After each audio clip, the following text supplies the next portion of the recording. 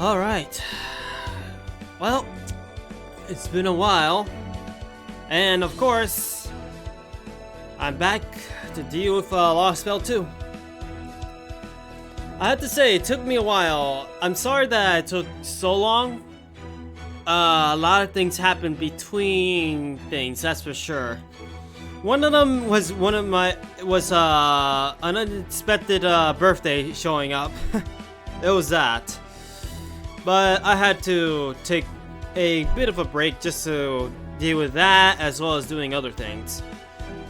Plus, a certain incident kind of scarred me up, so I had to take a little bit more time to actually heal up. But since my hands are now okay, I should be okay. Yeah, it relates to my hands. Anyway, I have to say, the title of this Lost Spell is interesting. I try to pronounce it. I have a feeling I'm gonna say it wrong, so who knows. Anyway, let's start with this little cutscene. It seems that we're gonna be going on where it left off, huh? I repeat, I'm a mage from proper human history. Please come find me at the following coordinates. This is Bandancers. I think that's how you say it. I don't know. It's been a while anyway. Bandanders. I gotta take my time on this. Dancers. Danners. Yeah. Danners. I think that's how you say it. I think that's how you say it. The Wandering Sea. Wandering Sea? Wandering Sea? The Wandering Sea? Yep, this is straight up from the last, the ending of Lost Spell 2. That's one of the three great organizations of the Magecraft world. There's the Clock Tower in London, the Atlas Institute in Egypt, and the oldest of them all, the Wandering City. City, wow, I am slipping. See, it was located on the island of the Age of Gods, hidden in the northern oceans. Does this mean it still exists? And everybody's shocked. This is where we left off on last time.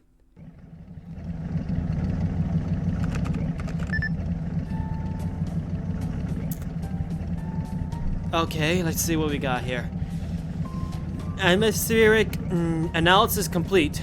Nitrogen, oxygen, origin, and carbon dioxide levels all green. The mana in the atmosphere is almost identical to the levels in the 21st century. I'm not picking up any harmful trace substance either. So, despite the fact that the land looks all completely white, there's still normal stuff on the actual Earth itself. I mean, supposedly, the planet should be able to sustain itself if it has plants. But if it has no plants, there's no air. And the animals who breathe those plants from the air, no hydrogen peroxide, and hydrogen peroxide equals plants. Ooh, I don't know what's going on here. But we'll see. So we still have breathable air, even in this creepy bleach world. I'm actually confused myself. Well, that means we can park in the shadow border and go have a look for ourselves. What do you think, Rexilla? Doesn't that sound intriguing, stepping out into a world of sheer nothing in every direction? Of course it does. First we'll go out and get some fresh air, then we'll look for food. I don't know if that's okay.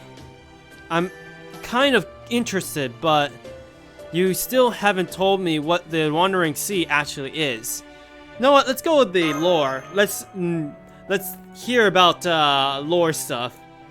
Cryptic silence. Oh wow. Empty smile. Empty smile. What in the world is going on? You don't know either, do you? Jeez. How in the world did he get his position?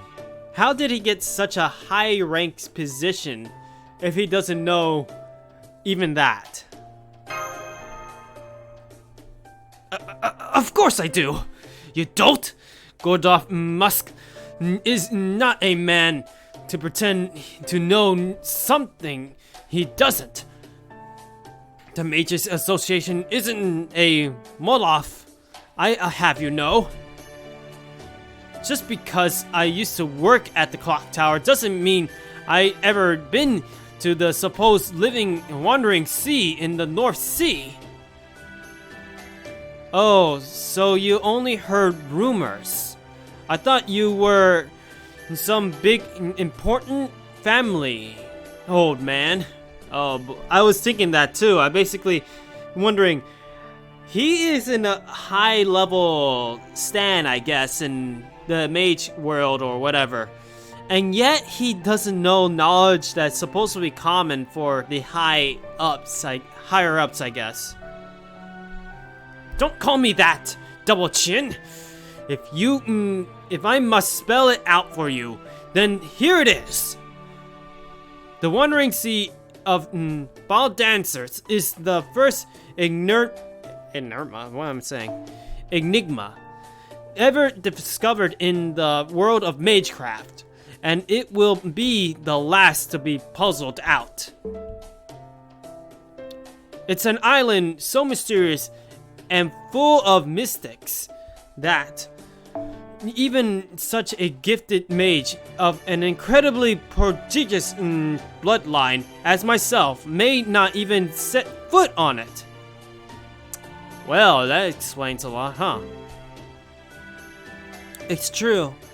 That's all fits with what's in Chaldea's database. Okay. So basically, nobody goes there then. But yet, there's people there. Huh. It says that through the Mages Association has been around since the start of AD era. It also split into 3 branches shortly after its eruption. Encryption, that's what I meant to say, not eruption. The mages who settled, the mages who settled in London evolved with the times and focused on developing magecraft over the course of history. That fraction went on to become the Clock Tower, the largest and most powerful magecraft organization in the world. Its members include the Amusphere family, the founders of Chaldea, and Mr. Gordolf here. Lore. Not bad, I get to learn some lore. Quite so. Here in the 21st century, the Mages Association and the Clock Tower are all but synonymous. The next major faction is the Atlas Institute in Egypt. They're dedicated to perfecting alchemy. Ooh. We actually infatuated their headquarters once there, during the Sixth Singularity. Was it the one that was in the desert? In where Ozymandias was around? If I'm right, I mean. It was a huge research complex. It's almost like a giant crypt, built deep underground. And as easy as it was to get in, it was hard to get out. Yeah, it must be the one from Camelot. At least that's what I'm thinking. The Atlas Institute's ironclad rule is that the technology created there must never leave. Yep, that's definitely it. But Chaldea's first director was granted an exception thanks to the Atlas contract. The technology he was able to take from the Atlas Institute enabled him to complete Chaldeus. Ooh. It was also the Atlas Institute that presented him with the Void Reality Observation Device, Paper Moon, one of the finest mystic codes ever made. Man, talk about lore talk. Indeed, they seldom poke their noses, oh boy, out of their little hole in the ground, but I am told they do converse with lords, albeit as little as possible. They must be a heartless bunch who only care about weapons and technology, but they can be rather useful if you play your cards right. And finally, the last faction is the Wandering Sea, the Ball Dancers. At least I tell you, Ball Dancers. Man, it's hard to say that. Said to be somewhere in the North Sea. However, the most I could find about them was a brief overview. Man, interview, where I got that from. Even in Chaldeus' exclusive files. It is said that their central rule, or cardential rule? Cardential rule. Okay. Cardential rule. Okay. Is only to recognize magecraft from the Age of Gods and refuse to accept any advances or alterations urged by civilization. So basically, they stick to the old stuff and never go with the new ones. I get it. In essence, their ideology is the exact opposite of the clock towers. Indeed, refusing to accept progress in magecraft means refusing to accept customer civilization. The Wandering Sea's philosophy of magecraft is fundamentally incompatible with modern human society. That is why they keep their gates firmly shut, and why they seldom added to their number. In other words, they're a bunch of old fuddy duddies. I think that's how you say it. I don't know. That's weird. I never seen that kind of word before. Obsessed with magecraft, so ancient it has to be measured with carbon dating. That said, they do open their gates just once every year to try and recruit promising new talent. But even among mages of the clock tower, the number who actually make it to the Wandering Sea can be counted on one hand. Do you see my point? I'm saying the Wandering Sea is every bit as secretive as the Atlas Institute, just in a different way. So basically, we know very little of these guys, more than even the Atlas Institute itself. No one from the outside has ever been able to get the full story. The reason being, as the name suggests, the Wandering Sea is always on the move. Oh, so basically this is not only a organization that is secretive, but it's always... Okay, yeah, I get it now. That's why they keep their secrets so guarded. Most who know of it believe to be a floating island somewhere in the North Sea, but it is in fact the very opposite. Oh, what is it? The Wandering Sea's headquarters were built before the AD era began, and they never moved at all. Oh! It is instead the sea in which they are located that moves around. a world unto itself in many ways. That is almost certainly why its location still remains a secret even in the 21st century. Land that moves around while placing mystic textures on itself. I see that would make it its own independent singularity. Ooh.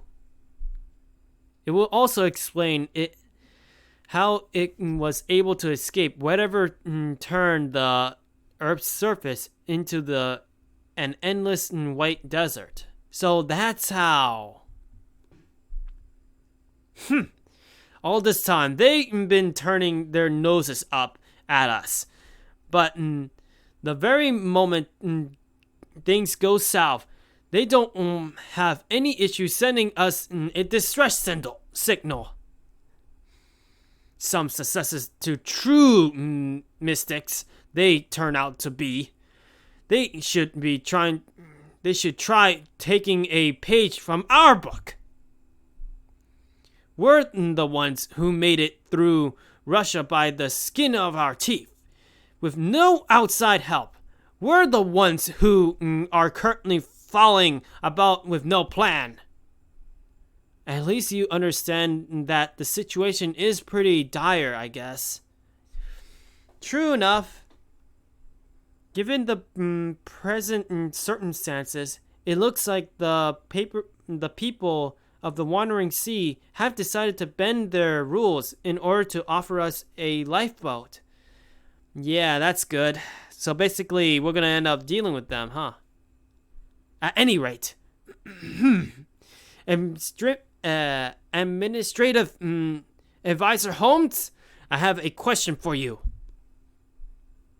I would like to be as certain as possible. Oh boy, let me say that again. What do you make of this? Can we trust that their distress signal is genuine? Ooh, I'm afraid I can't speak to that. What do you think, Da Vinci? Could go either way from the look of it.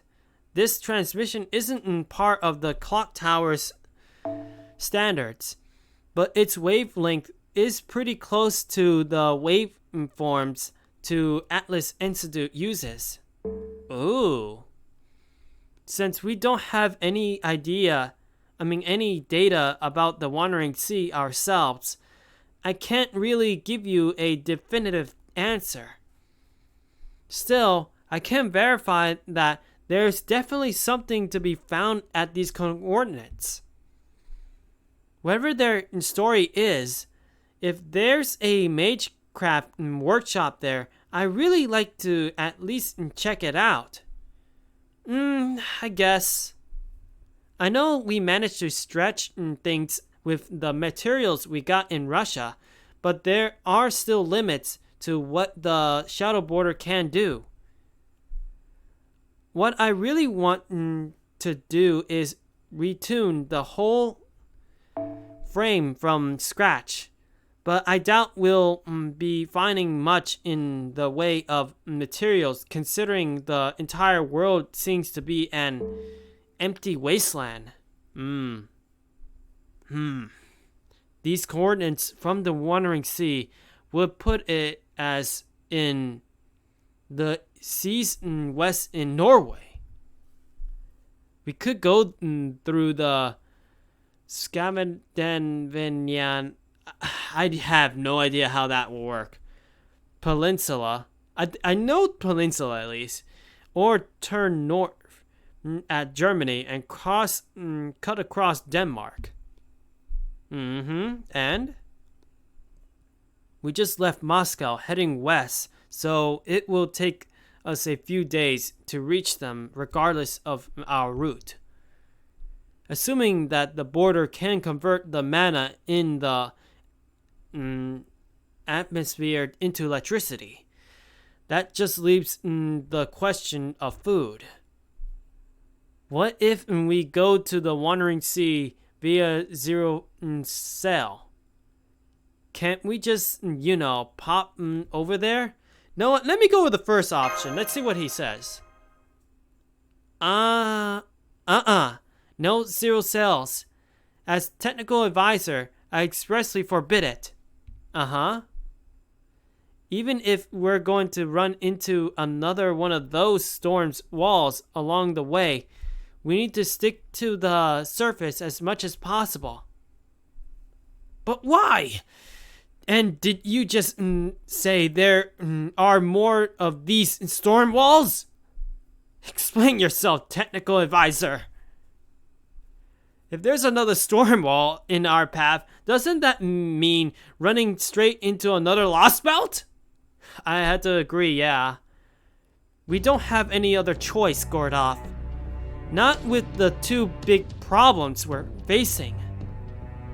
First, there's a small matter of the Wandering Sea living up to its name. These coordinates they sent us are all over the place. Oh. Literally, in fact, they're in a constant state of flux. Nothing definitive or precise. With coordinates like these, it would be very risky to try zero sailing there with the paper moon. So until and unless we go to the Wandering Sea, oh boy, directly and forge some kind of connection to it at long distance zero sail is out of the question. Second, and this is the real problem, we don't have enough energy. We don't have the energy. Okay, I get it. Yes, Holmes. So, let me see. Oh, yes, Holmes.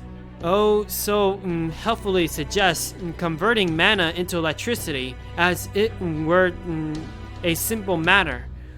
But that can only get us so far. The conversion rate isn't efficient enough, so we'd end up spending more power than we can produce, which would make a long zero cell trip fatal. Oh, so basically if we try to do that, we're not gonna come back. We'll basically be dead meat. After all, no more power means no more working life support systems. And I don't know about you guys, but I am sure don't want to be out of this bleach white world all by myself. Yeah, I get it. If anything, the servants might be okay, but then the master and everybody else will be gone. And that's not a good thing too. Good point. The logic was we have to put up in the world, the void space do use a lot of power. At our current energy levels, I don't think the border could last 2 hours there. And like Da Vinci said, we don't have the exact coordinates we need. So what? Are you saying we need to enter another lost belt if we're going to reach this possible hope for salvation? Where is this new lost belt anyway? If we use a typical world map, then the entire Seminian Peninsula is covered by one of these storm walls. Another half a day or so of driving, and you should all get to see the closest thing to the edge of the world for yourselves. Oh, interesting. That is interesting. I take that to mean this white, featureless ground, white We'll continue until we exit Russia territory then. At any rate, we have two possibility routes to the Wandering Sea designated coordinates. One takes us across the Slovenian Peninsula, and one that brings us out of the Sea of Poland and Germany. Da Vinci, in your estimation, which of these gives us our best chance? Our best chance, okay. Should we go by land or by sea? I think making a sea voyage would be a lot to ask of the border. We should perhaps get through the Strait of Dover. But to be honest, I'd rather we keep our distance from the British Isles, since we have no idea about the state of the oceans just now. Oh, okay, I see. So what I'm saying is, I think the overland route is the best choice right now. Makes sense. Besides, there's a lot of uncertainties in this world, that's for sure. Good grief. No sooner are we done with one lost belt than we were off to the second. Your thoughts, Mr. Rixzilla? Honestly, that's a scary thought. Are there any other regions we could cross? No, let's go with this part. That's an excellent question. I want to know what's going on in the rest of the world too. What about Europe, for instance? The Slovenian Peninsula is the only place, oh boy, with a storm wall. I'm not seeing anything on the Greek side whatsoever. Also, I didn't mention this before, but because I didn't want to upset you, but I'm not seeing anything from England at all. We need more powerful observation equipment than what the Shadow Border got to see what's happening with the British Isles. So you're set on having us cross the Slovenian Peninsula then, aren't you, Da Vinci? Alright, we've come this far after leaving Moscow. So at the border's current speed, we should reach the peninsula in about 2 days. Very well then. Use that time to make sure we're fully prepared. I don't know, it's hard to say his name, that's for sure.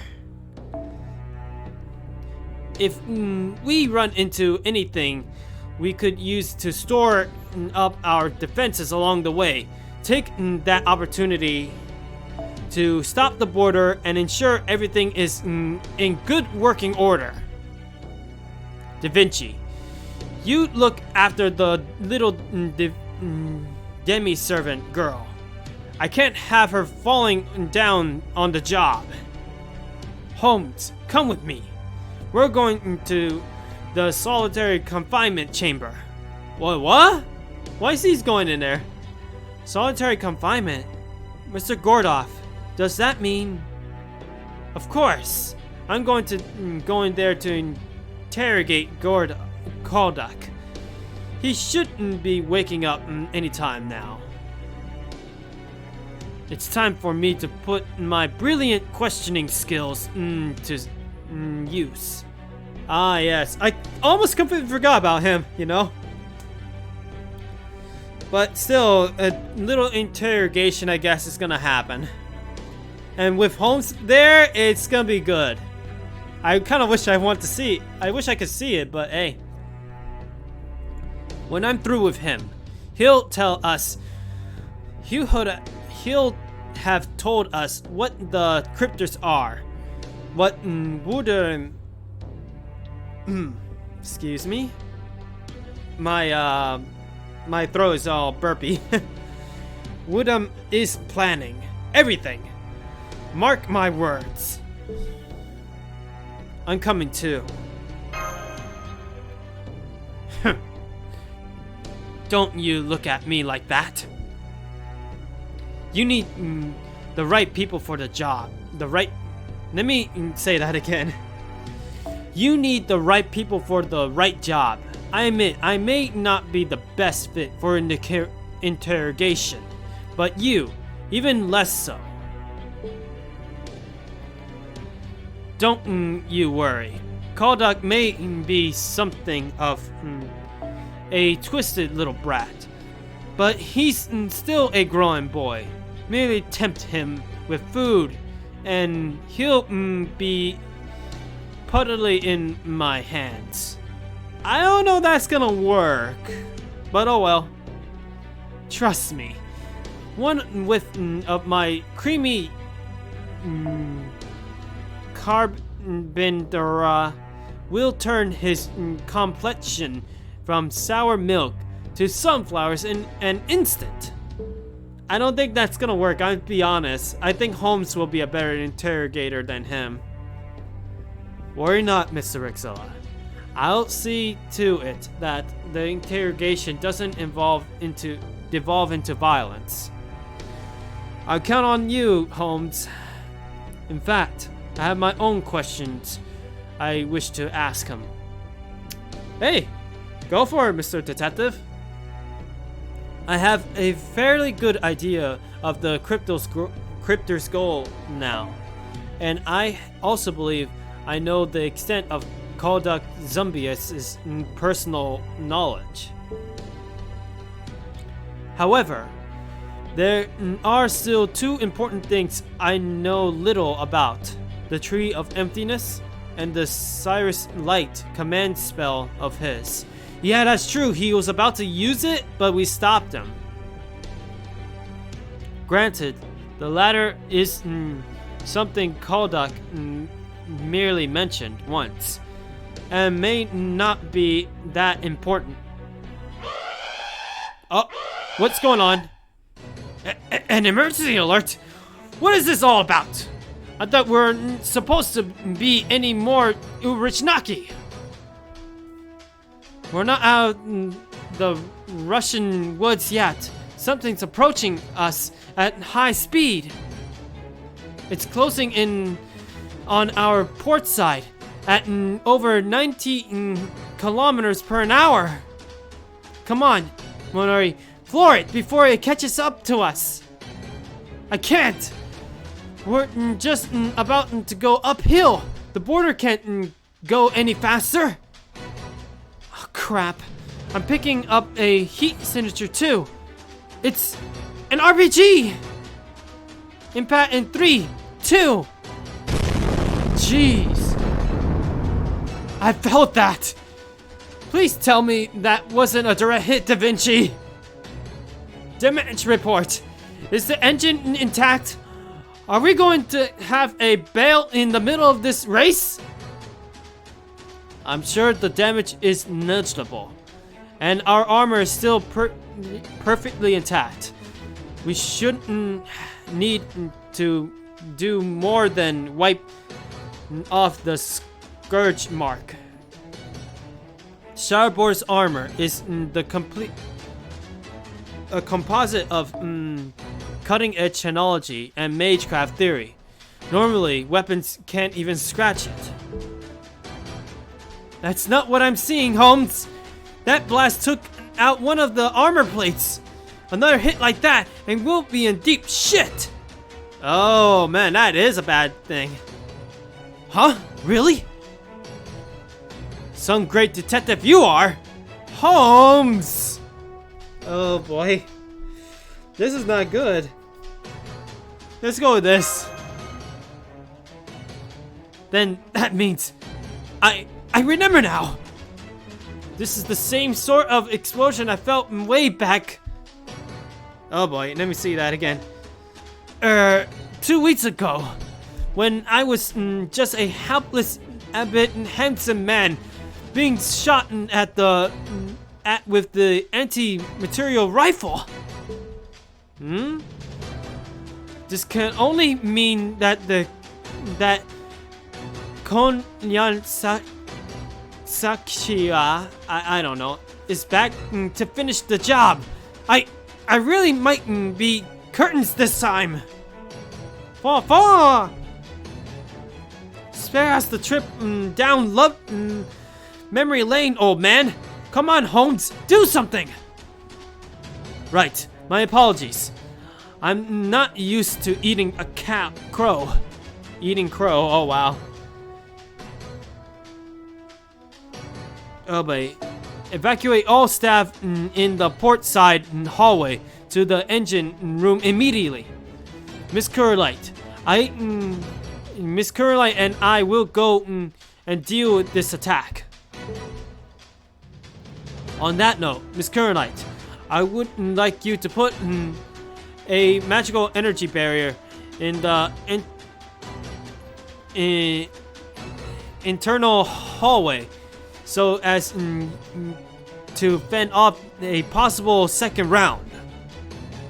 I trust you're alright with that, Rixella. I am. Go for it, Mashu. I'm coming with you. You know what? Let's go with this. Don't worry, Senpai. I won't let them put one more scratch on the border. I count on them big time. The hostile entity should reach the border in 50 meters. Putting up visual now. Who is it? Ugh. They must think they're hot stuff. Their vehicle must have impressive submission if they're heading straight at us, though. I didn't think Russia had any race cars like that around. Alright, where are you? You little leftover Urichnaki. Let's see what you look like. What the actual hell? That's not a vehicle. It's a person. Someone is approaching on foot. Wait, that silhouette. No way, him. Wow, so he's going after us for all things? Clingy vestments and the lost belt servant reading. It's the priest. It's that priest. The one who calls himself Metropolitan Macardius. Great. I still want him to fight, if we ever get one of the Emias, I really hope that happens. Who knows? I woke up when I thought I heard a voice calling me. It was a cold, almost brittle kind of voice. Where am I? I guess this means I'm still alive. I have a feeling this is Koldak. Koldak, yeah, it's Koldak. There's a dull ache in the back of my head. There, where I got pistol whipped. He sure wasn't playing around. Damn it, cowboy. Shouldn't outlaws be cool and laid back and all that? This shaking. Am I in a vehicle? This must be the shadow border. I try to assess the circumstances as best I can in this dimly lit place. Looks like they took me prisoner. They bound my hands, but now I can move around freely. The anti-Maycratch cuffs must have used on me are lying in pieces in the floor. Did I break them unconsciously while I was out? No, I couldn't have. I know I'm not capable of that. Why are the cuffs so damn cold? Did something freeze them enough to turn them brittle? Remnants of Anastasia? I'll be surprised if that's the case. Or maybe it's her farewell gift to me. What that the thought even entered my mind makes me sick. I don't have time to get all sentimental. Now that I failed, I don't have the right. Of course, that doesn't mean I'm going to waste this opportunity. If I'm going to make a getaway.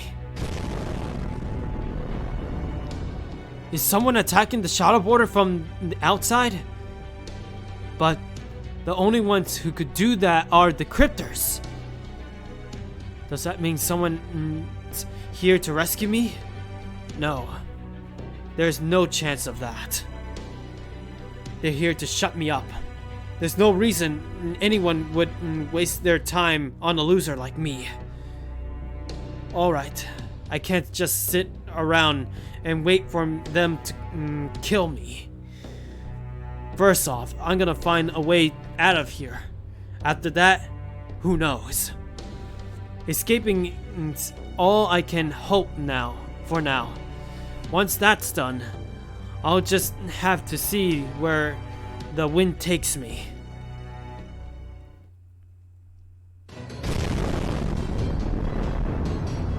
Damn it! There goes another one! What's the situation? Mashu raised her shield just in time. That one barely did anything. Way to go, Mashu! Papa! The hostile servant is still in pursuit on the shadow border's port side. Wait, is he about to fire again? How many rounds did he bring with him? I just noticed the NFF services making on the thing. It must be one of Konyan Sachiya's weapons. No wonder it was able to damage the magecraft armor. That said, it looks like that priest is all summon and no rod. Like pearls before swine. So too gold before musk, I suppose.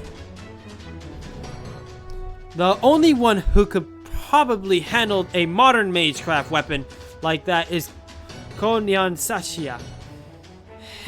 Herself. Wait, what? The hatch is open. Why is the hatch open? Gordov, quick! Check the internal surveillance cameras. I think someone opened the border's hatch and got outside. There's someone on the starboard ramp. What? That can't be right. You expect me to believe someone is hanging on off the side like there's some kind of action move? Wait, that's called a zombies! Just how many adventure crazy nuts are there around here? I thought there was something on us. The signal's heading towards the deck now. So he's taking advantage of the confusion to escape, huh? Come on, Rexel. We're taking that hatch and going up there too. I'm not gonna let Kodak get away. I have a mountain of questions I still need to ask him. Right. We gotta make sure he doesn't make a getaway big time. Not after the work that we ended up doing with this guy, that's for sure. You, huh? Figures you show up. You're looking a little less dazed now. Glad to see you're back to your usual happy-go-lucky nonsense. Looks like you're back up and Adam too. Yeah, Paxi snapped me out of it. Know what? Let's go with this. Yeah. Guess we're both been pushing ourselves to the limit. Takes a toll, doesn't it? Interesting. Oh, hello, Katana. How you doing? It's been a while seeing you around. I see you still have the Patty emotes, I see. I always felt the pressure before, but it's even worse now and it's gone. I already did the story event like last year, to be honest. I don't need to do the story event again this time. I'm already doing that off stream anyway. And yeah, I'm doing the grind, that's for sure. It's just that I'm only focusing on one team this time, and that's Nero and Artoria, basically. I'm on their team anyway.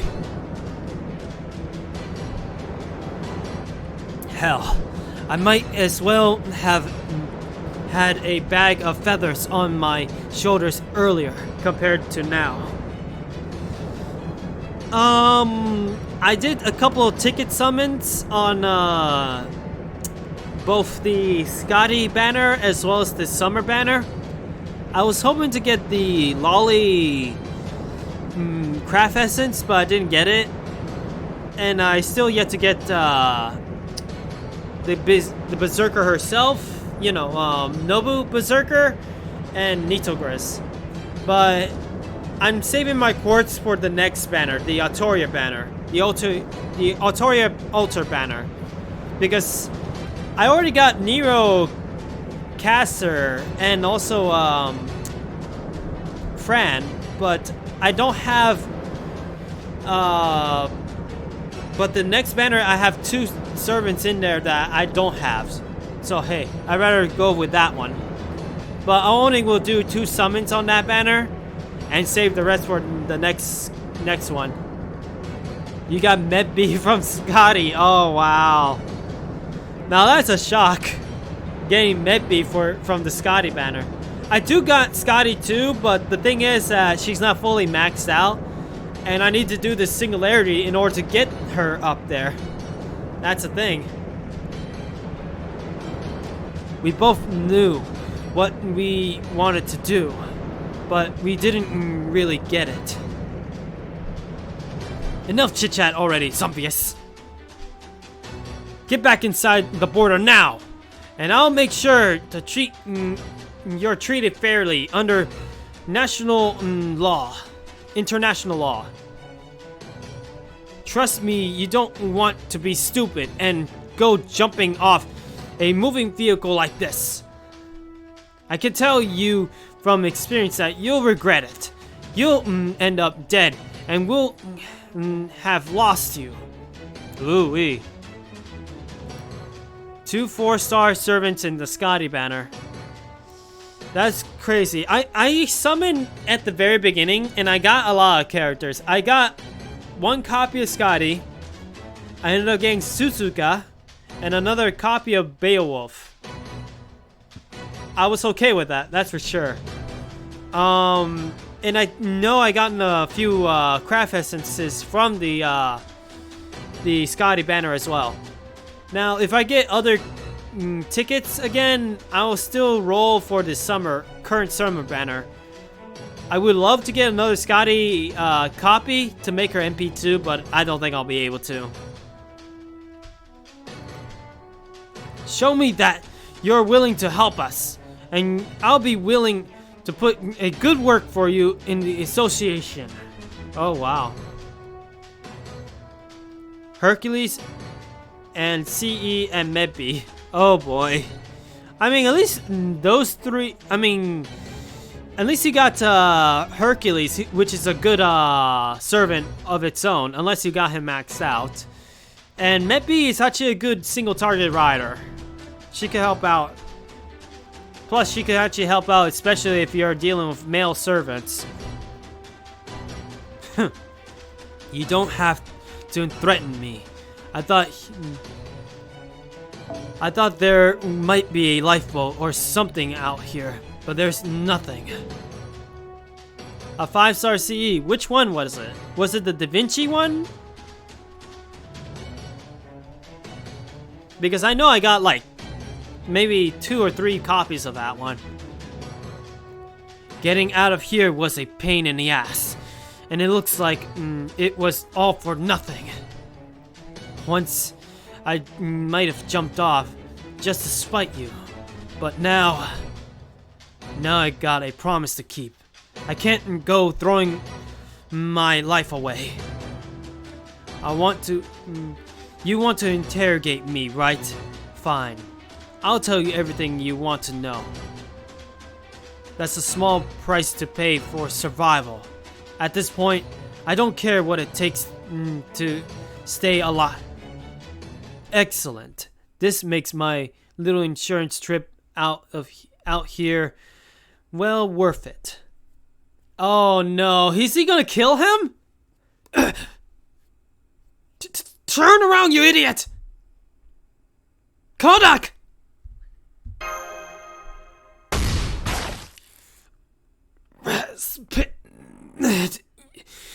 You son of a... Man, he was here to try to kill him most likely, that's for sure. Why, if it isn't Goddard Musk, how nice to see you again. You too, Master of Chaldea. Allow me to offer my congratulations on successfully taking down Russia. Let him go right now! I'm afraid I can't do that. I have my own concerns.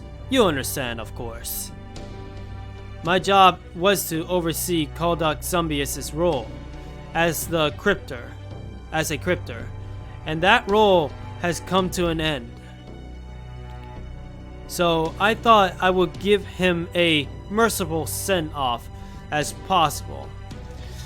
Does that mean Kaldak will not achieve his little, promise?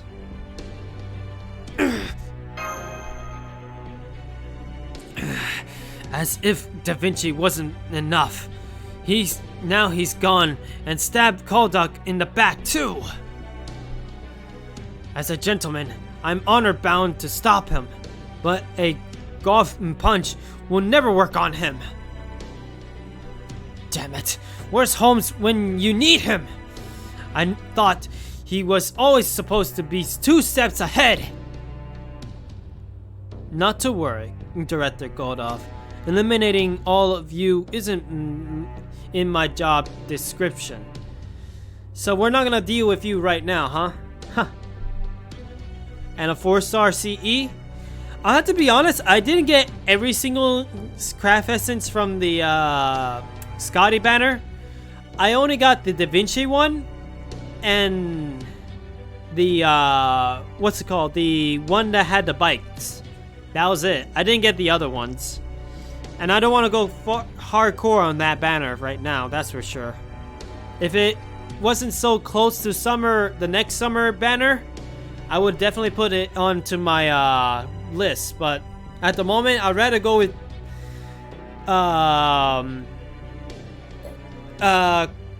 quantity when it comes to servants, that's for sure. Because the summer banners are top notch. Do it for MP2. I'm sorry, but not even that. I know Scotty's good. Very good, in fact.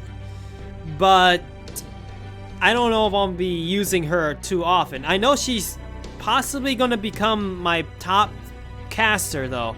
Replacing even my Nero being in the top spot.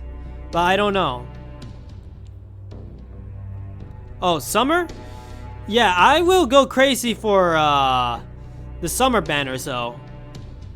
I will definitely save as much as I can. I know I'm waiting for the Autoria banner. I'm waiting for the Autoria Rider one, and then I'll summon 2 times on that banner, and then after that, I'm saving the rest for the next summer banners because I know who they're gonna be showing up. I'm aiming for BB. I'm aiming for that Other moon cancer. I may as well have two that could actually take on Avengers after all.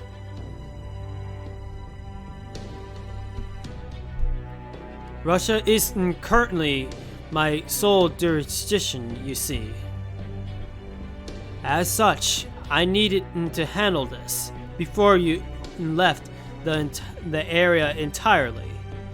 I hope you can forgive the necessity of my resorting to such drastic measures. Unbefitting of my age, though they are. I'm afraid I lack Konyanshi's ability to move between lost belts. I'm limited to getting around the same way you do. As a middle manager of sorts, I'm not able to go to the next lost belt without the foreign god's permission. So basically, after this bit, we're not gonna see him ever again, aren't we? I have a feeling he will show up eventually, again, after this. But he's not gonna be in any of the other lost belts until possibly the very end, who knows. Foreign god. Intriguing. Would you be so good as to tell us more, Metropolitan Macardius? I'm sorry I'm late, Master. Huh? Kodak! Now then, I best be on my way. I hope you won't mind my saving the answer to your question for our next meeting, Sherlock. Oh man, so basically he's gonna live and give us a little cliffhanger then. Oh, but before I go, I would at least like to at least put a stop to this false name you've been using for me. My true name is Raspunet. Gogory Raspunet. That said, I confess that this spirit origin doesn't belong to me. I'm simply borrowing it from a dead man. I bet. I deduct all that long ago, my dear priest. My concerns are more on a fundamental in nature. Where did you acquire that dead man? In proper human history? Kodomi Kire's body was cremated. Oh, it was cremated? Okay, that's actually a fact I never knew about. Because in the Fate Stay Night, multiple times he was killed. But I was wondering what happened to his body. I thought maybe the Mazes Association most likely took it. Or the church. But I didn't expect it to be like cremated. So, how did you come to take possession of a dead man without a body? Oh, I'm sure you'll figure that out sooner or later, Sherlock. That is, after all, what you do. Well, another mystery I want to know big time. I actually wonder now how he got this body. You once called the Insurrection of Humanity a mythological murder case.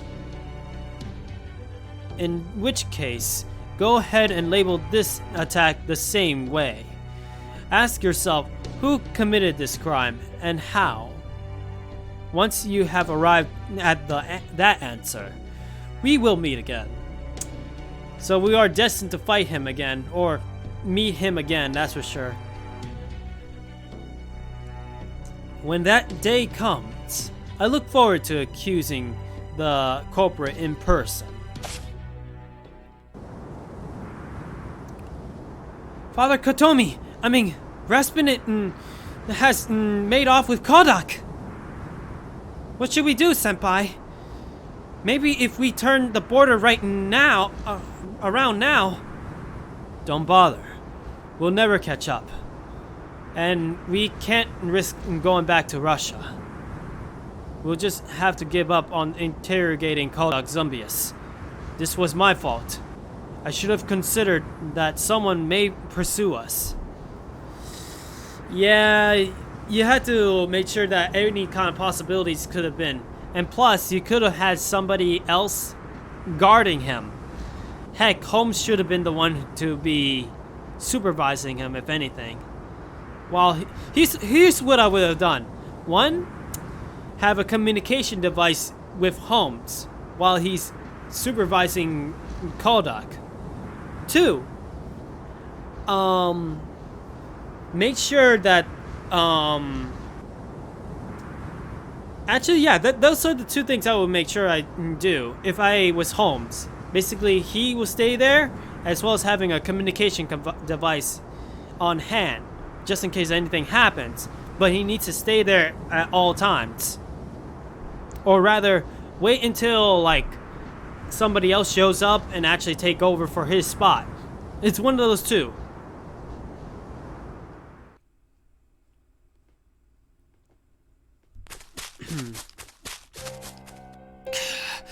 Damn it.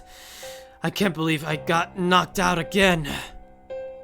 Sneaking up on people and stabbing them is your kind of thing, huh? I think my heart actually stopped for a while back there.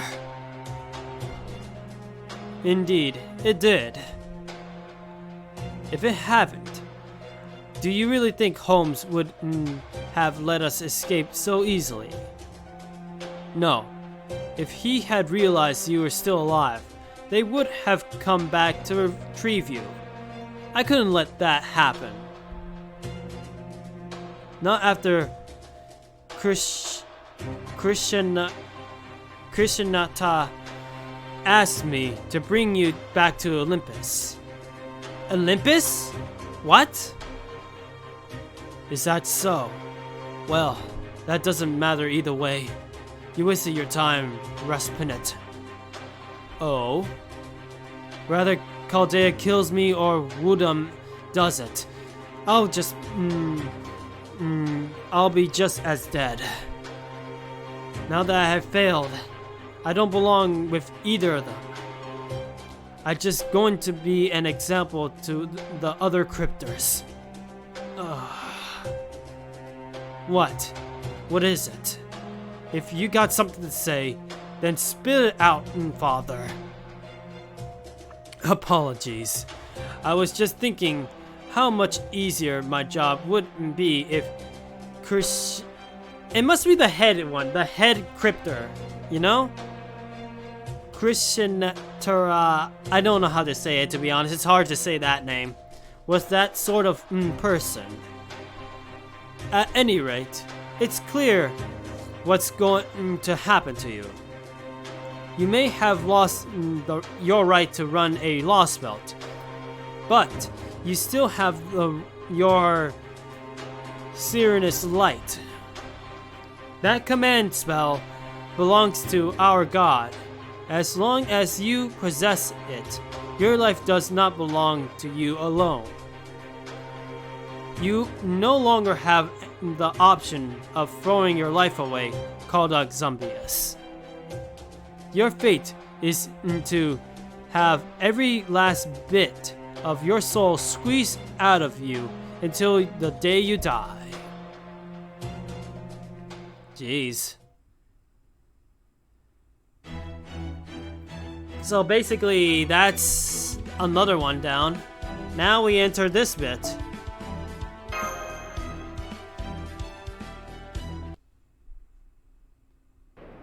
Another prologue thing, that's for sure.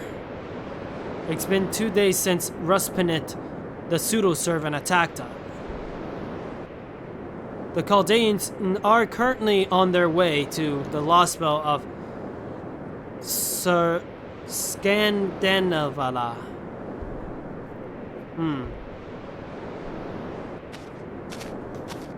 Everything is so white.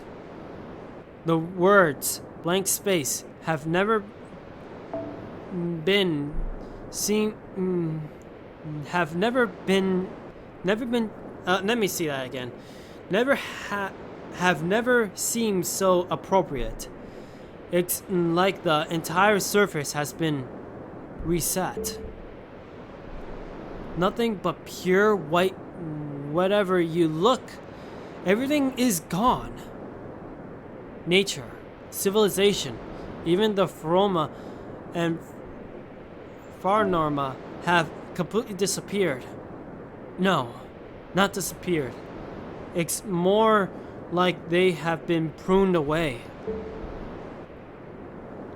All there is to see in every direction is a pure white plain, though there were a few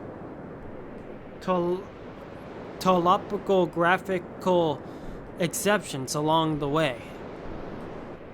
It looked like the remains of some buildings, but they appeared to have been warped by extreme heat or destroyed in some kind of shockwave. Whatever the cause, upon closer inspection, one could see that these had once been man-made structures of some kind. This led to Rixilla and his allies stepping out of the shuttle border to investigate further. The atmosphere composition was normal. The air was breathable, and the gravity was the same as before. There was no need for a hazard suit or spacesuit or any of the sort. Good thing you didn't have to get all dressed up like the astronaut. Huh, said Leonardo da Vinci with a cumbriatic smile. Oh boy. Look, Senpai, you can see them up ahead. Buildings. Whoa. Oh, that is interesting to see, I tell ya. It looks like even the buildings have been bleached. That explains why we couldn't see them at a distance. And it's like they made these buildings fine art or something. Or something from the Black Rock Shooter manga. Those are buildings, right? If there are any survivors here, we should bring them back to the border as soon as... She trailed off all of a sudden, probably because what she saw was beyond anything she could have imagined. No one could blame her. Anyone else would have been aped at a bizarre sight before them. The color have been drained out of everything. Some parts of the buildings even look as though they had been rubbed away with an eraser. The whole thing looked like some bizarre post-modern art exhibit, and was made all the more baffling by being in the middle of a bleached desert. Yeah, I was thinking that it looked like some sort of art. There were no signs of life anywhere, not even the remains of what once been alive. It looked like a sterile, especially for ruins. It was the sort of thing you can only see in dreams. Everyone back on the border seeing it on their monitors must have thought they were looking at a footage from an alien planet. You know, I could understand that. Looking at this is very interesting, I'll admit. I could think that I was either from the Black Rock Shooter world or the Digimon world. I'll be honest, because Digimon actually has some places like this too. Let's go in. There might still be something inside. I'm actually curious of how it will look like. Earth had changed. It had been completely bleached. A planet now totally devoid of life, with the exception of the Lost Belts. But even when it had been reset to a blank state, there were still some places, some buildings, some life forms that had survived. Chaldea decided to call these remnants. Today was the first contact they had with these sorts of remnants. These buildings that had been left behind on this newly blank Earth. Despite the new director's pessimistic outlook, the other staff couldn't ignore the possibility. However, sight that there might be still be other survivors. But even though they never did find any other people, their investigation wasn't for nothing. Because they did find signs of life. Signs that someone had survived all this and had been here before them. Here, near the Scandinavian Lost Belt, in what used to be the Helsinki of the capital of Finland. Wow, that's interesting to look at. Were signs in these buildings that someone somewhere was still alive. Signs that someone had been living here for days, weeks, maybe even months. Empty bottles, piles of canned food, the remains of a communication device that someone had clearly spent a great deal of effort trying to repair. There was even something that looked like a doll lying on the floor, a sign that a young child had been among the survivors. And above all, they found something that had clearly been left behind with intent. According to this journal, it looks like somebody was here as recently as 2 days ago. The last entry is dated the day before yesterday. It looks like there were 6 survivors at first, but over time, their numbers gradually dwindled until... In the end, whoever wrote this journal must have been the last one to disappear. Where could they all have gone? Unfortunately, though, whoever wrote the journal had excellent penmanship. It was a language that Rixella could not read. It could have been Finnish, or maybe Swedish. Either way, it may have been Greek to Rixella. Why did this happen to our planet? Why do these invaders from another world hate humanity so much? If nothing else, those final questions written on the last pages were clear. Why? Why? Why? That is all these people could ask, even as they were wiped away. Almost as though they were being punished for seeking a meaning in their crisis. It's time, Master. Let's head back to the border.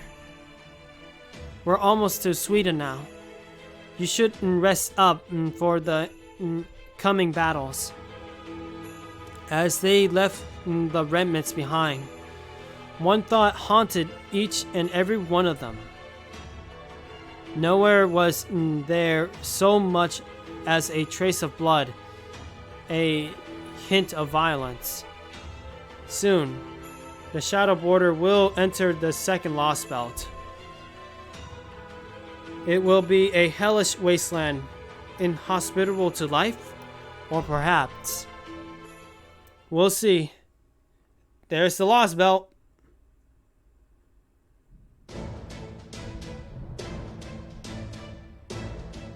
So that's what those storm walls look like from the outside. Yep, we finally about to take the purge into the Scandinavian Lost Belt. And not because we have no choice like with Russia. This time we choose to do it ourselves. As you all saw, there's a tree of emptiness here as well. Though, at this distance, it looks like a faint pillar of light, a faint pillar of light than a tree. I see now. Yes, quite so. We may not know what it's like on the inside, but we do know exactly what we need to do. This is a Lost Belt, a place carved out of a history different from our own. There's no telling what horrors may await us there. But once we cut down that tree of emptiness, the Lost Belt will return to its original state, and the storm wall will disappear. Yep, but I think we should put this particular tree of emptiness investigation off until later. Our priority is to slip in through Scandinavian and get to the Wandering Wandering Sea. Depending on what it's like in there, we might be able to ignore the Lost Belt. If we're going to evade this place, we should do so after we improve the offensive options at the Wandering Sea. It won't do for Rixilla and Mashu to be the only two ever risking their necks on the front lines. I just hope that transmission really was from the Wandering Sea. So what now? I thought those storm walls were impenetrable. That we can penetrate using the Shadow Border's primary function. That storm is approximately 2 kilometers wide, so we will need to cross it via a zero cell. Huh? You mean we're going to dive into void space? Come on, now. Surely I'm not the only one who was widely uncomfortable seeing his soul leave his body, was I? I mean, is it just me, or is it looking down at your own body in third person a truly unsettling experience? Yeah, that is unsettling, isn't it? 1000% second. You just have to deal. You just got. Let me just say that again. You're just going to have to deal, Gordov. You're kidding me. You mean you're completely fine with it? Doesn't it bother you having a bird's eye view of your own life? Of course. It makes us all feel sick, but you're the commander now. Yeah? So freaking suck it up, would you? Honestly, I've gotten used to it. I mean, a short hop through void space is nothing compared to a ray shift. Not that I ever ray shifted myself, of course. Oh wow. Urgh. Now don't you start talking back to me, Meteori. Ray shift, may shift. That's what he meant to say. Clearly, the Zero Cell program that began under my new extermination is far more impressive achievement. Holmes, Da Vinci, prepare the shuttle board for takeoff. Indeed, Gordoff. I, for one, am truly inspired after your little speech. And well done on your part, Mr. Midori. I have no idea how to say his name. That will be one less thing to worry about during our dive. Okay, places everyone. Time to strap in for today's out-of-body experience. The good news is, we're not going to dive as deeply as we did last time. We're just going to skim under the surface, so to speak, so that we stick to reality space-time and distance as closely as possible. We have to do it like that, since we don't have anything tying to Scandinavia. It'll be like a split-second drive into a 2-dimensional plane. Think of it like going scuba diving without an oxygen tank. We just need to hold our breath for a little bit while we make our way through the wall. All set, Rixilla? You do know we'll be settling foot in another brand new world soon, right? I'm well aware. Let's go where no man has gone before. Again. Let's go with that. Got it. Okay then. Let's go see what's on the other side of this wall. Expanding void reality. Observation device, Paper Moon. Destination, southern Sweden near Porchin. I have no idea how to say that.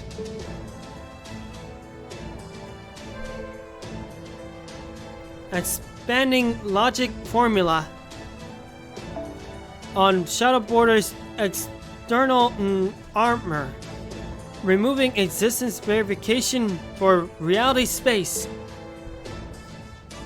Future prediction. Theoretically proven mirror world. Playing in 20 seconds. Relaxing space time fraction decomposition for 0.4 seconds. All systems are green. Void space may be a calm sea, but as always, don't forget to watch out for big waves. Shadow Border, untended from reality.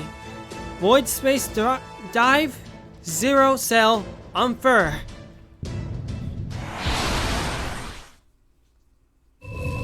Oh my, here we go.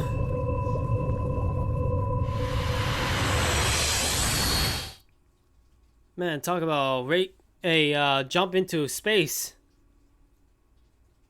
And also I hear rain all of a sudden. Oh boy. Let me see something. Yeah, everything seems to be okay. I need to take a good look on Twitch, seeing if anything is happening. Alright then, let's start. What is this gonna be? Huh? I thought for sure we'll end up entering the land. I guess not yet, huh? Here we go. Man, this is what I call a long dialogue, don't you think? Assault of the Demonic Sword. Huh.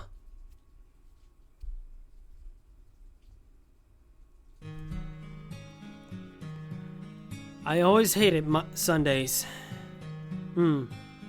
Oh, it's her this time. So she's gonna be our opponent this time. Is it because I hate my father? No. Is it because I hate my mother? No, it's not that either. When I was little, I wholeheartedly embraced their dreams for me. I really thought everything they taught about would come true. I didn't need to hate them. I didn't even need much in a way of parental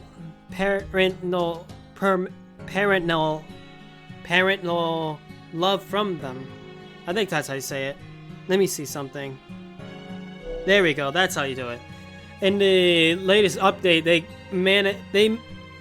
and I could actually see these cutscenes in this kind of way. So basically, I could just take off the text and take a good look at this scene. I have to admit, seems sad, I'll have to say.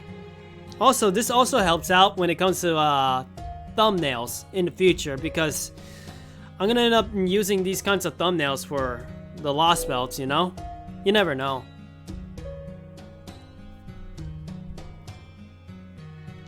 I believe that I would one day reach the sixth imaginary element, just as they wanted. I would be the one to make my family's long-held dream come true. I had gained the power I needed to accomplish that. And then we get a different version of that, without the shadows. Huh. I have to say though, it's gonna be interesting how this is gonna go. But even so, I hated Sundays. I detested them, even. I loathed having to spend all day Sunday at home. The home I grew up in, with my parents. From the time I woke up until the time I went to bed, it felt as though that giant ceiling was crushing me to death. I don't hate my parents. I respect them. I'm proud of them. That much has never changed. So then, what did I hate about Sundays?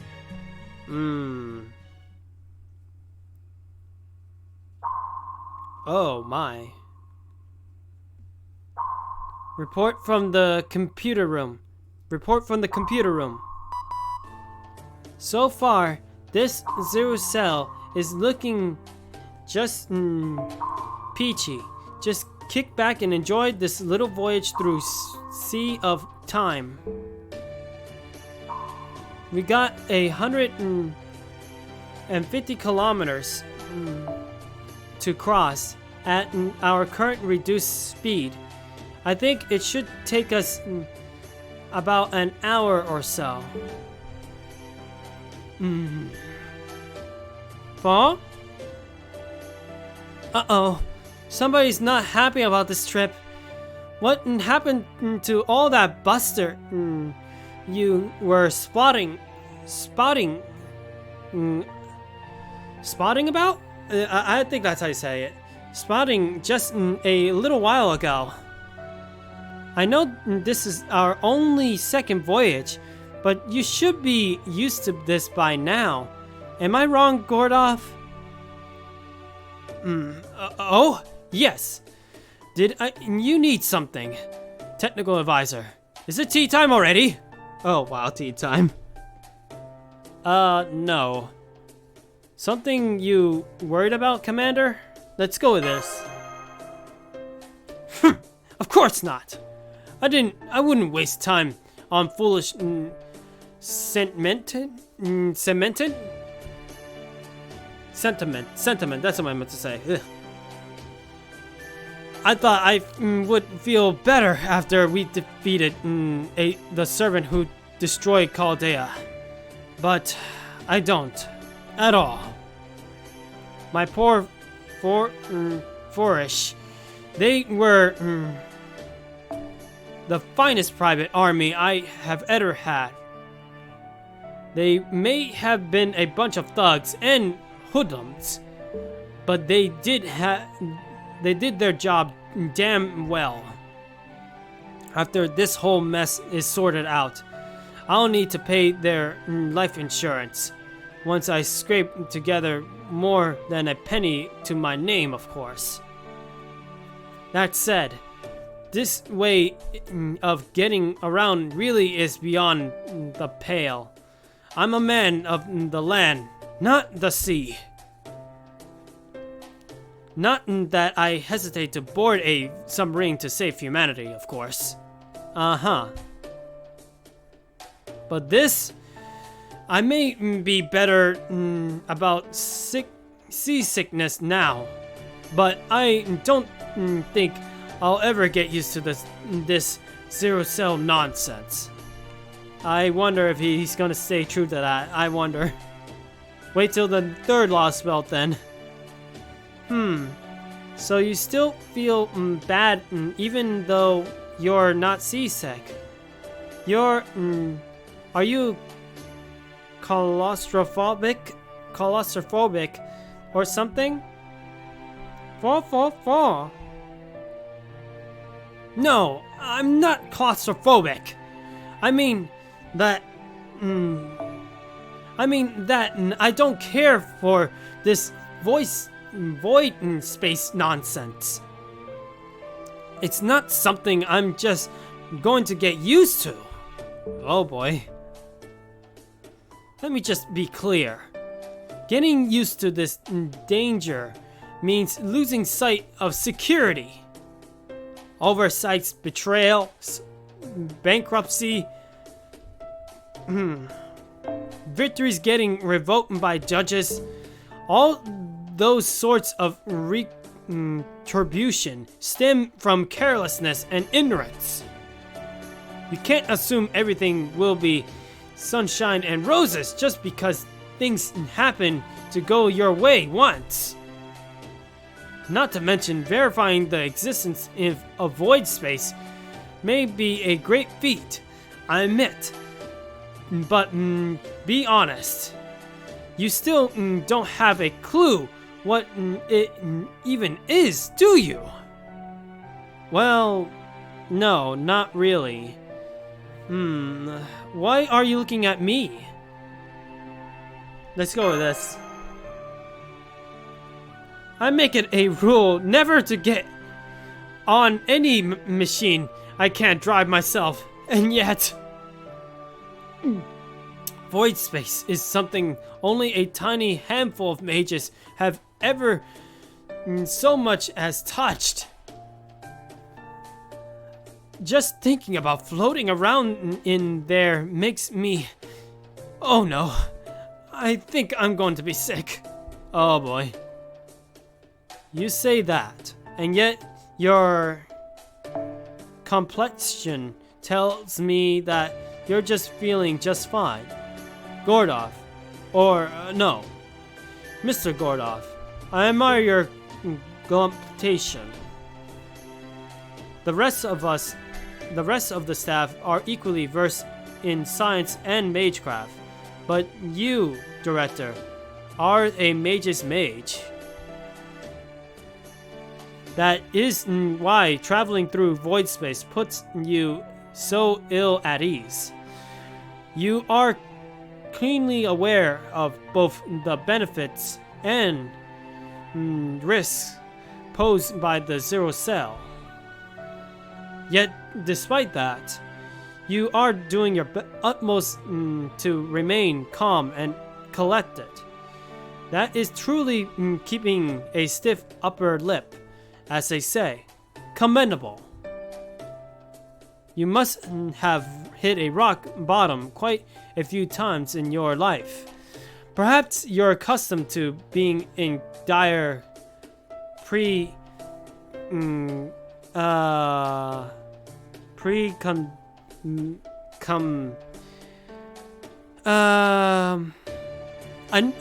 my mind knows how to say it, but I can't get the words out of my mouth. That's weird, isn't it? precommences, something like that. At this point, I am accustomed to nothing of the sort. I never once crossed the finish line in last place. I'll have you know. Cross the finish line in last place? I never heard an expression like that before, Director Gordoff. He must be referencing racing. Ugh. Well, of course you haven't. Once you get to be a man of my caliber, Miss Mashu. Even the Express is you used to take on a special life of their own. That's the first time he's ever addressed me respectfully. Yeah, that's the first time ever. I guess now he's starting to warm us, I guess? He's starting to warm on us or something. I don't know. Or he's warming himself to us or something like that. I think that's how you say it. That's Holmes' way of complimenting you, Director. Holmes could use some work when it comes to paying someone a compliment. Let's go with this. I think so too. Mr. Holmes only ever speaks about what he is certain of, after all. Haha, you got that right. That's a hell of a nice way to put it, Mashu. Oh, I see. So that's what that was about. Yeah, he's gonna start to get used to us, I guess. So already, there's a bit of a difference from Gordoff from our first couple times from the Caldea and Lost Belt. And now he's starting to change. Now I'm starting to see a change here. Okay. That's good then. That's good. If you say so. You may be right. Fall. I guess I'm starting to see the likable character that people are seeing, I guess. I mean, in the first point, he was a bit rash and jumped into conclusions. And Lost Belt 1, he was basically trying to take charge, but not a lot of us were taking him seriously. Not only that, but he was a bit of an annoyance, saying some outlandish stuff. But now, it's starting to see that he's starting to make a change. I guess he's getting his own character development big time. By the way, technical advisor, what's our itinerary for this voyage look like? Huh? Director Gordoff, Da Vinci just briefed us about it, that right after we arrived in voice space. Oh? No, let me do a little something.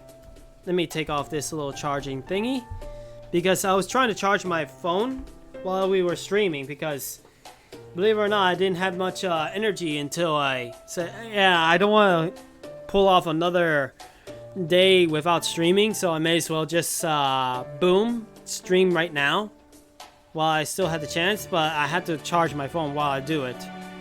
Now that it's fully charged, I could be able to do it. Hang on. Maybe he blacked out after we started the zero sail. Oh? I'm sorry, Mr. Gordoff. We had no idea you had lost consciousness with your eyes open. What? Come on now! Don't be absurd! I handled the G-forces from accelerating to over 250 kilometers per hour. I'll have you know. I have to say, what about you, youngster? Yes, you, Rexella. Your file said that you frequently fall into REM sleep, I believe. I even said you could do it standing up. If I'm not mistaken, is that a special skill of yours? That's right. We call it the Rixilla's Rem Rem. What? Rem Rem? Huh? No way! I was just kidding about the skill part. Are you people alright? At any rate, it seems you doze off just as easily as I do. Do you remember what the briefing was about? Perhaps now would be a good time to review all that, while we are at it. Yes, that's a good point. I'm sorry. Oh, but as for Senpai, I think he went off to have lunch with 4 after we left on the Carousel. You heard the man, Da Vinci. Would you be so kind to summarize our current situation for him? Sure, if that's what he needs, what he wants. Okay, let's go over the intimate inquiry again. Inquiry. That's what I meant to say. We just entered the Scandinavian Peninsula, right around here. At the moment, we're still diving through the storm wall. In our current route, we should then emerge here in the northern Europe at the southern part of Sweden. It's only a 10-kilometer trip, but since we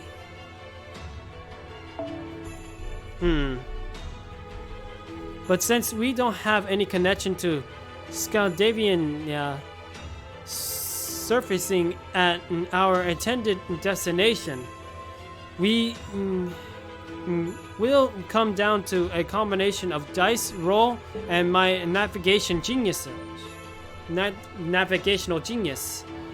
And since I've got my hands full making sure our coordinates don't go fluctuating all over the place, we have no way of knowing if there will be any hostile entities on the other side.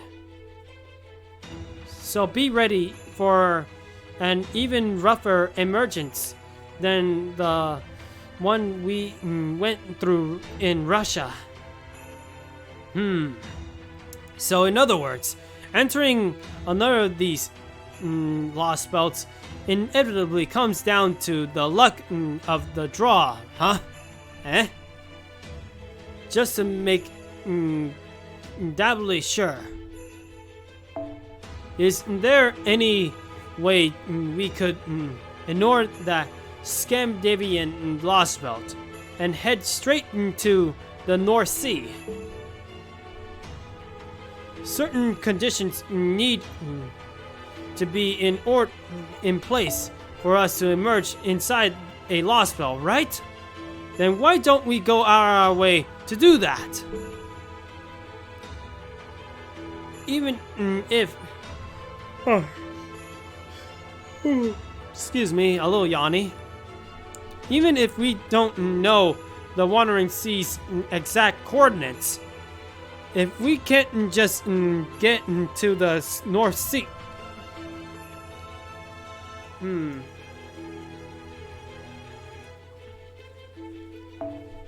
I know.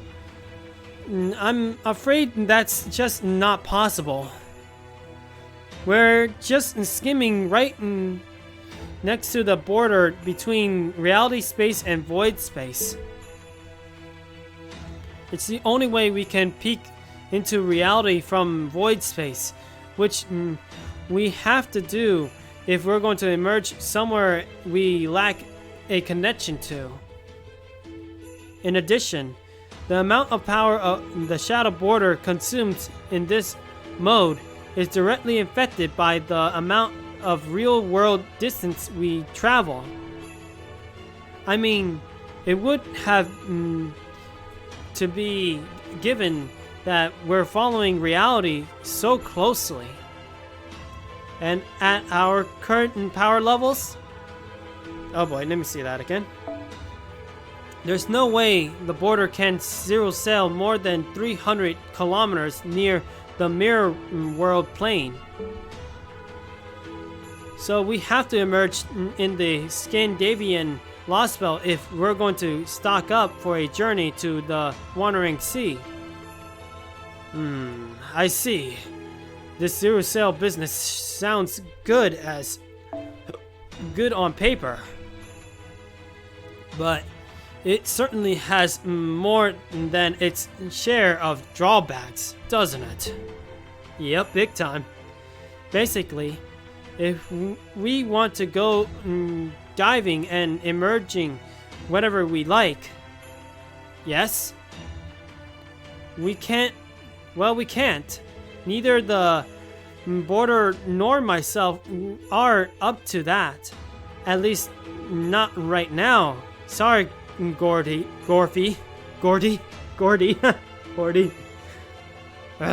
Sorry, and 6 pence won't even get you a decent cup of tea these days. Fine.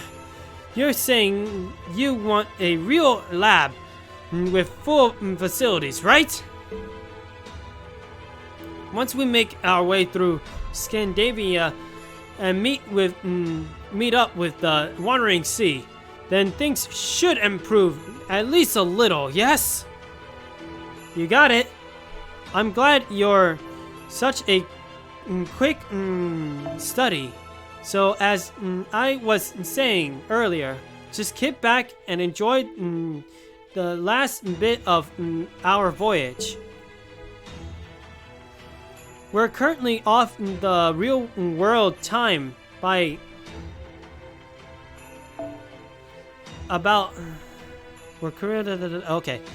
real world time by about 10 days.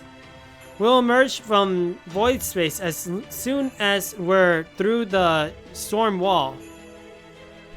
So that's just like what happened in Russia.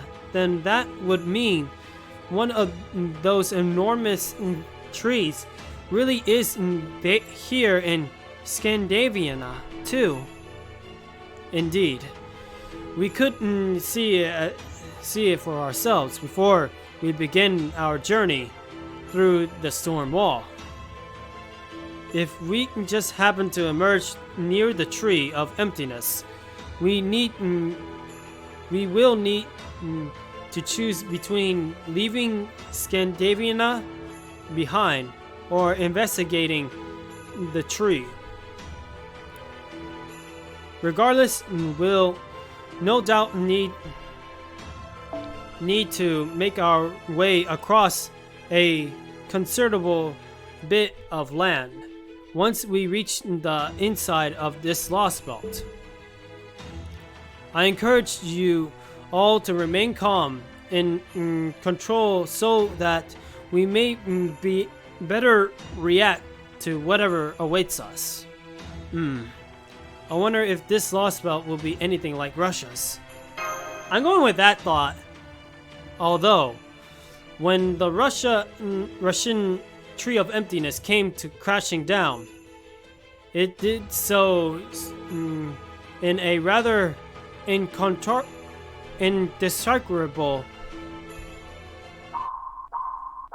Oh, what?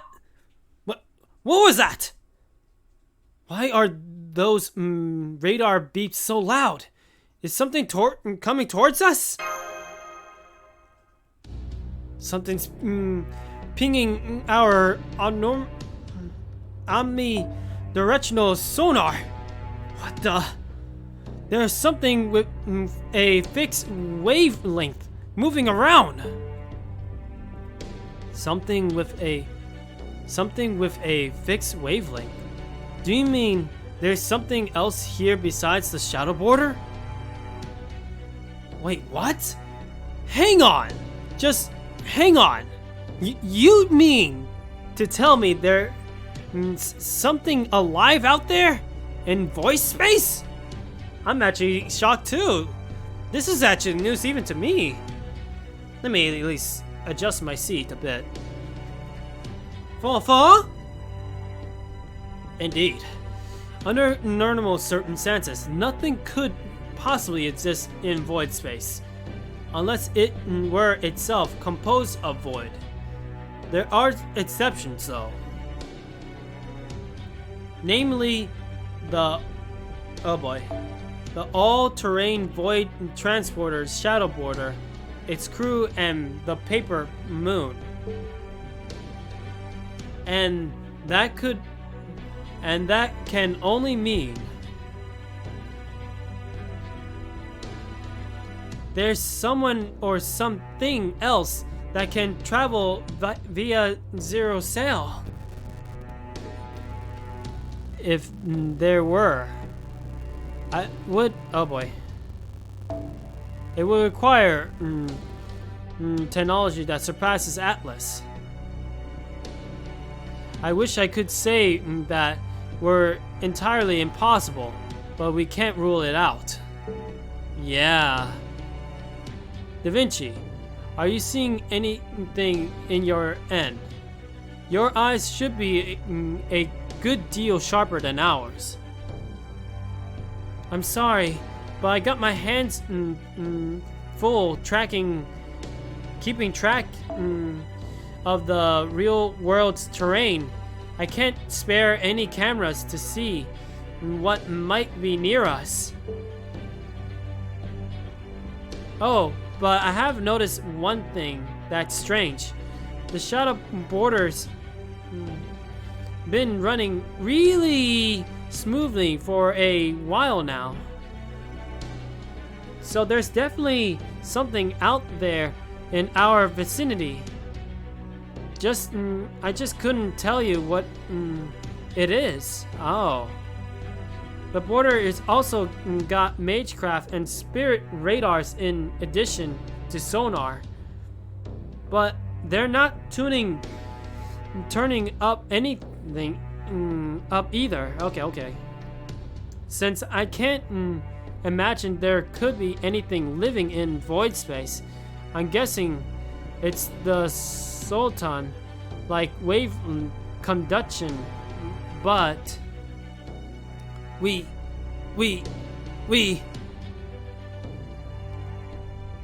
Director Gordov? I'm actually wonder what's going on. We're under attack! Oh wow. Oh for who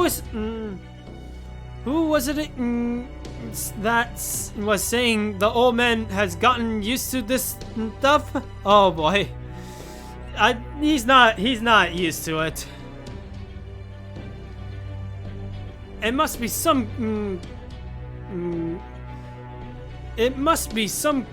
sort of monster or servant with the ability to zero sail. They could be anywhere. Yes, that's a distinct possibility. Rasputin mentioned something along those lines.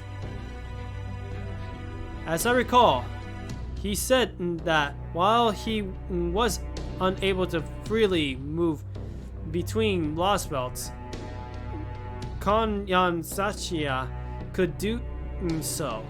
So she is the one. My guess is she's also the one who's doing it then. It's difficult to imagine she employs the same method that we do. But she may well have her own means of crossing dimensions. There, you see? You all saw Ivan the Terrible for yourselves. These lost belts are obviously full of monsters. It won't be surprising. It wouldn't surprise me at all if one of them was a rider with just that sort of skill. Do you even hear yourself? This is void space. This whole dimension shouldn't even exist. There's no way there could be anything here besides the border. A creature or heroic spirit with a ability to conduct a zero cell. I know Miss Miyamoto wanders between parallel worlds, but but only in that she tumbles from one to another. She's only a drifter who keeps falling into realities because all other possibilities have abandoned her. There's no being in all of reality besides us who can freely travel between dimensions. That, at least, was what Atlas Institute's term maker, I have no idea how to say that, that's weird, said as of 2018. Still, it is not something we can rule out entirely. That we are here ourselves means it must be possible for someone else to be as well. Couldn't you have kept that to yourself, Holmes? You're just gonna work the old man even more. Yeah, he's gonna panic more, apparently. Huh? Did it just get even closer? Please calm down, Director. I know this may not be help to put you at ease, but I think I sense something. Something close.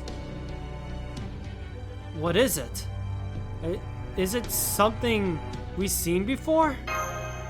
No, let's go with that. No, I don't think so.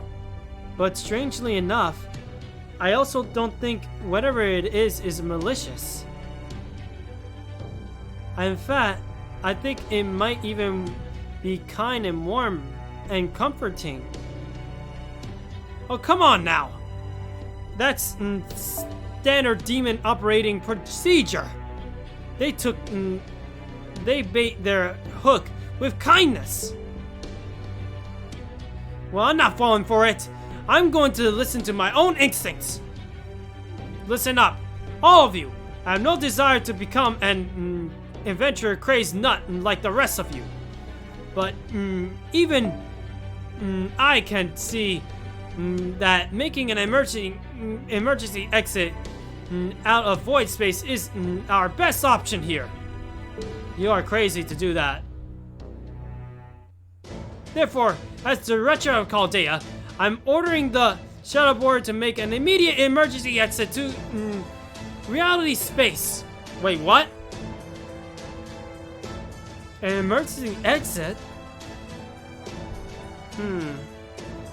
I want to take Machu's side here, but I have to admit Gordov has a point.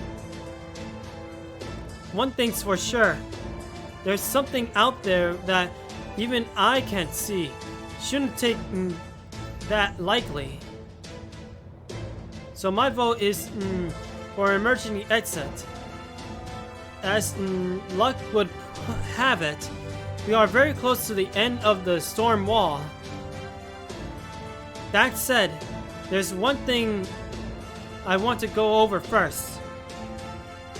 We already crossed the border. We're currently in what used to be the southern Sweden. Somewhere inside the Scandinavian Lost Belt. But when we emerge, the risk will be even greater than they were back in Russia. Oh, I bet. Cutting out... Oh boy, let me see that again. Cutting out the future predictions in order to force our way back into reality could result the entire shorter border coming apart.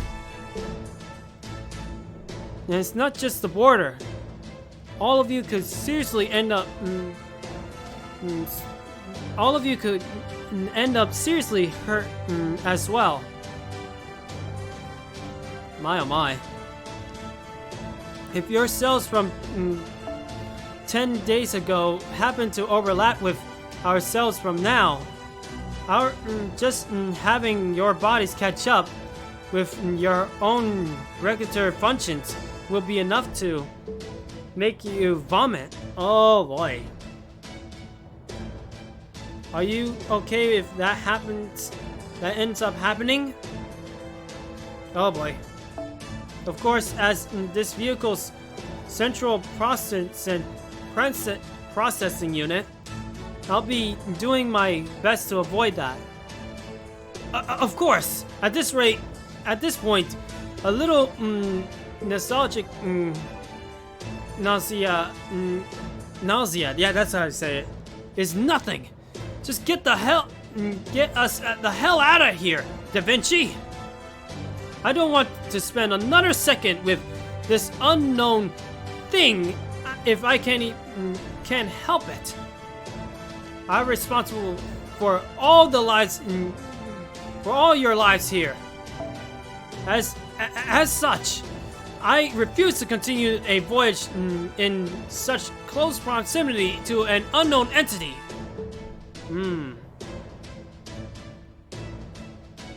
Get the shuttle boarder to the surface right now! Don't make me repeat myself again. Just hurry! Alrighty. If you're ready to face the music, I'll do my best to make sure it's a pleasant tune. Miniori, I think that's it. I don't know how to say it. I'm going to switch over the manual. Just, we don't want the safety functions putting on the brakes on autopilot. Are you serious? Doesn't that completely go against the manufacturer's recommendation? I guess we're just gonna go. Infatuating high-speed calculations. Preparing to emerge in... an emergency alert! Everyone strap in! Take deep breaths while you still can! Don't worry about that alert. We're just putting a little more strain on the hull than it's designed for. Isn't that incredibly dangerous? Don't worry. Da Vinci knows what she's doing. Right. You're right. I believe in her, senpai. Whew. I really don't want to resort to this, but since it... oh boy. But since it gives me a bad fever, this new, smaller body just isn't as resilient as my old one. I'll do whatever I can to help. Patch me in the console, if you would. I'll help too. Thank you. I'm afraid I'm dedicated to learning to an observation myself. But the more hands, the better. If only Mr. Barrage were here to assist us. I hear you, but I'm afraid the Spirit Origin briefcase alone isn't enough to summon him.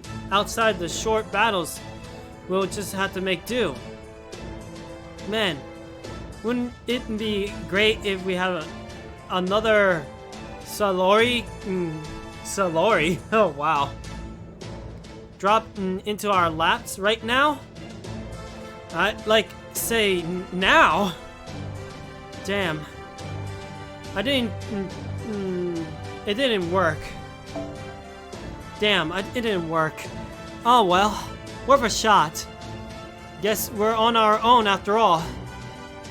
Alright then, let's do this thing. Activating Paper Moon. Initiating planet navigational chart plus and minus convergence. Commencing Shadow Borders docking sequence into reality boundary. Disengaging mirror world plane voyage. Through the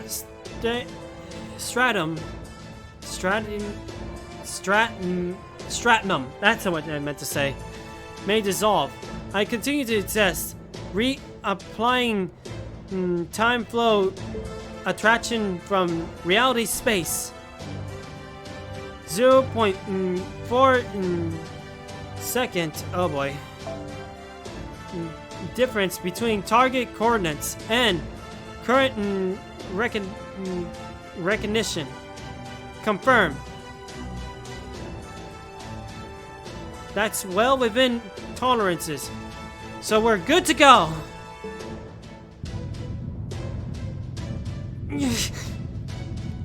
Emerging from void space. 30 seconds until arrival at reality space. Zero sail complete. Emerging into reality space. Okay, here we go. We're about to go into this thing.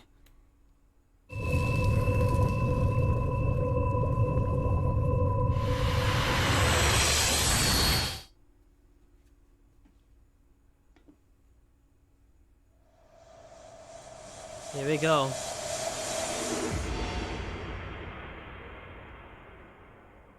Wow.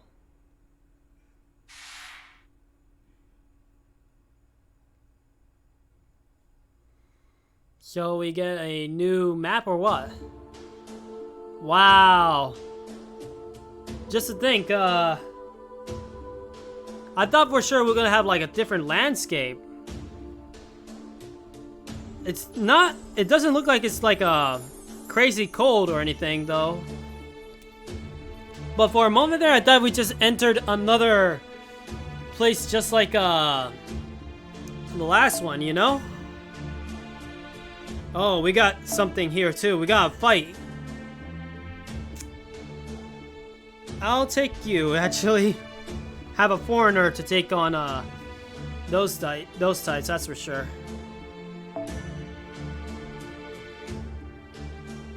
Ow, ow, ow, ow. Just a little soreness on one of my foots, that's all. For this one, oh yeah. What kind of team am I? Oh yeah, this is the event team. I need to get on to story team. It's been a while that I did this, so let's see. Auto burning? What's that supposed to be for? We're gonna... Let's see, let's see what we got here. Since we're dealing with Berserker, I may as well keep Mashu there.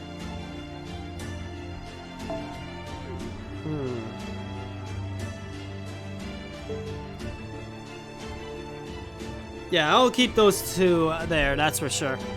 I'm just trying to figure out what to do here. Put you there. Put you there.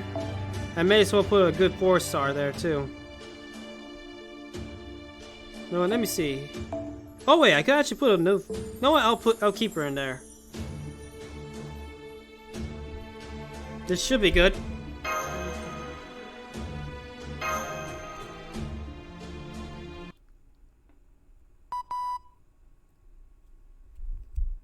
The Tinax, that's what I meant to say. Also, we just got 1 more hour till I end up streaming. Less than 1 hour at least. And then that'll be it for me. I'd rather go with a 3-hour stream for today because I got a little bit of a farming thing before the next stream. Tomorrow I'll try and make sure I get enough of it done.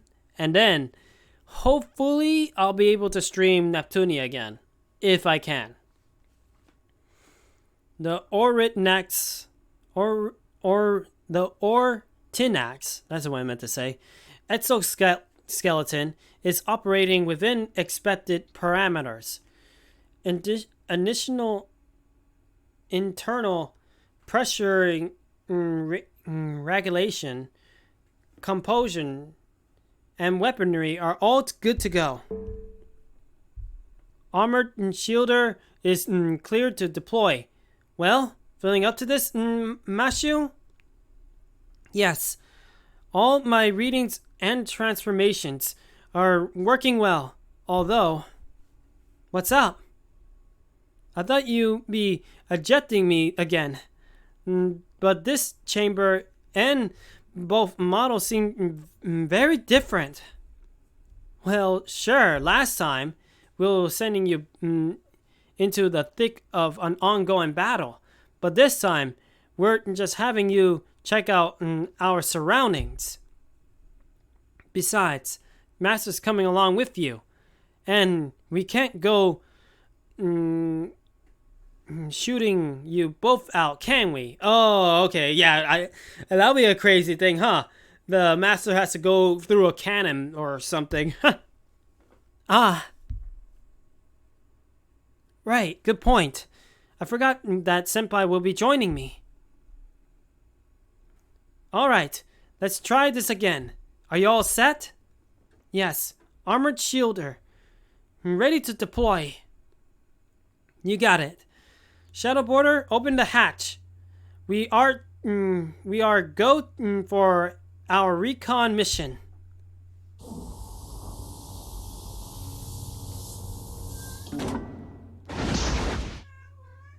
Let's see how this place will look like. Another snowy era though, that's for sure. Senpai? How are you feeling, Mashu? Aren't you cold? No, not a bit. I know we can see our breaths out here, like this. But that's the worst of it. Don't worry, I'm fine.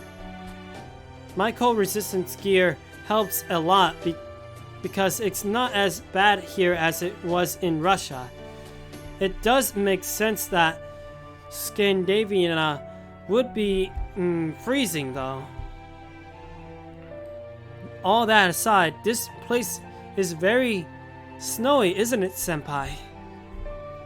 It's 303 degrees Celsius, but the wind isn't as cold at all, and the air feels crisp and clean. Interesting. It feels like a real winter wonderland compared to Russia. Yeah, over there is basically a nightmare blizzard. I'm sure the temperature will drop to well below zero once night falls. But right now, I'm just enjoying how peaceful it is. Same. This place would get a lot of tourists if it exists in our history. It's really romantic. Why romantic? No, let me go with that option. I agree. I was thinking the same thing. Interesting. We still don't know exactly what this Lost Belt is like, but at least this place seems quite peaceful. It's enough to make me hope that maybe not every Lost Belt is dangerous. But this really isn't the time to wax philosophical. Let's get started, Master. Alright. It's perimeter check time. Just make sure to stay close to the border. The border is recharging for now, while it stays camouflaged in the snow. Da Vinci said it will take about 3 hours for it to charge up completely. So let's do our best to explore as much as we can in that time.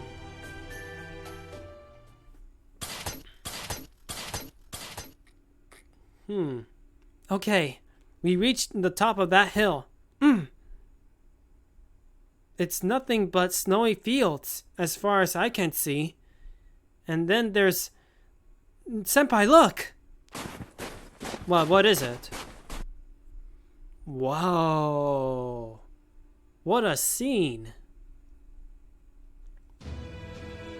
Look at that! I gotta say... That is interesting. It's like something from a dream. Jeez. This is very fantastic.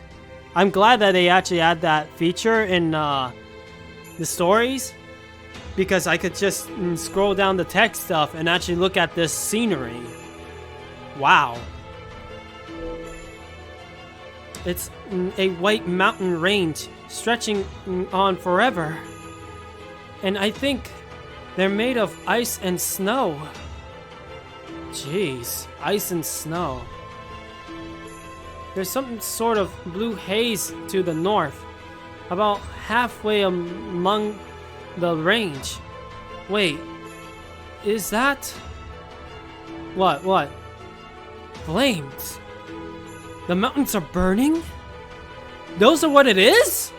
Holy crap! Yes, there's fire burning in the parts of without trees. Wow. I can't see such as I can't see such a thing happening naturally. So it must be some sort of magecraft at work. So that's what this lost belt is. A world of mountains, ice, white ice, and blue flame. I have to say, that is cool, having blue flames, though. And then there's the sun. It's much too big to be the sun, though. It doesn't add up. I heard in parts of Scandinavia can get almost no sunlight for months at a time. But I never seen anything like about the sun being this size. I doubt any such records even exist. I don't think that could even be a sun, if anything. The sun, huh? I don't know if that is a sun. And another thing, I don't see the tree of emptiness anywhere. Huh? But we saw it before we went into the storm. That is true. So where is it?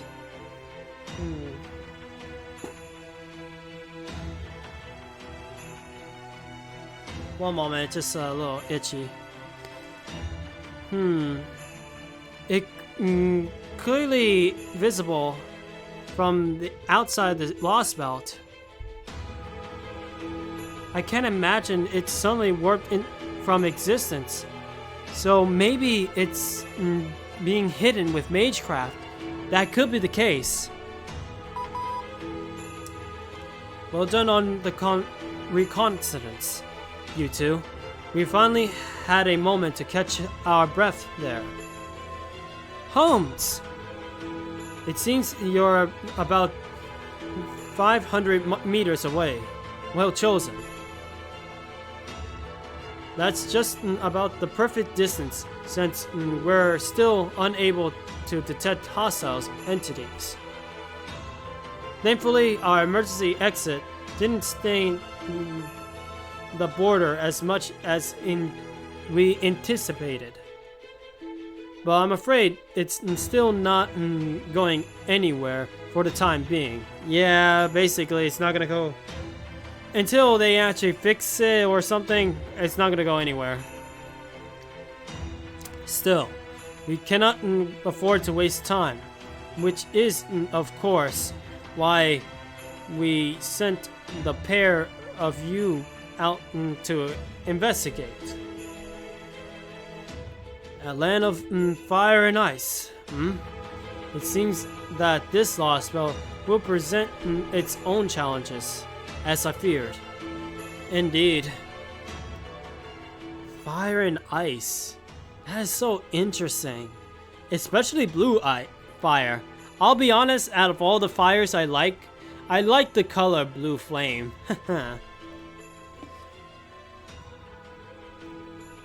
That's all we can see from here. Thank you just the same. We just have a faint visual here as well. The sun does indeed appear to be far larger than normal, but it should be 10 billion of years before it reaches this size. That is true. It'll be crazy if it's about to go supernova or something. We still don't understand how drastically a lost spell can change its environment. But if this one has transformed our sun into a red giant, were that the case, forget the fire, the ice and snow. The whole world should be a scorched desert. That is true, because obviously with a sun that big, it'll give a lot more radiation and heat that this land shouldn't be existing. It'll basically be like Mars.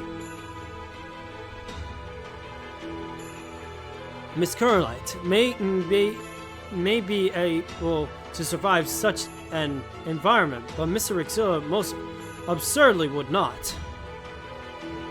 Yes, which means that may not be actually our sun. Yeah, that's what I was thinking. It may not be a sun, our sun, or maybe not a sun at all. So it may well be something that looks like the sun, but in fact is not. I don't recall anything among those lines in Scandinavian or Greek Germanic folklore. But I'll take another look just in case. What about the fire? Those flames don't look like your typical forest fire. That would be because they aren't. Take a look. What they look like. Nothing is actually burning. I'm not sure how it works, but the fire appears to be something entirely separate and floating above the mountains. Oh, okay, I think I know what it is. It's like floating fire. Mysterious to be sure, but there is a little cause to doubt this phenomenon is a result of some form of magecraft. Whatever it is, it must be the work of the crypter or a lost spell servant. That I can say for certain. Assuming it's a lost spell servant, what could their true name be? That's true. I wonder who's gonna be the lost spell servant for this one, I'll admit. Mr. Holmes really hit the nail on the head, senpai. Well, of course he did. He's famous for always finding the truth in any situation right away. And of course, for captivating readers with his brilliant and elegant deductions. Thank you, Miss Curlite.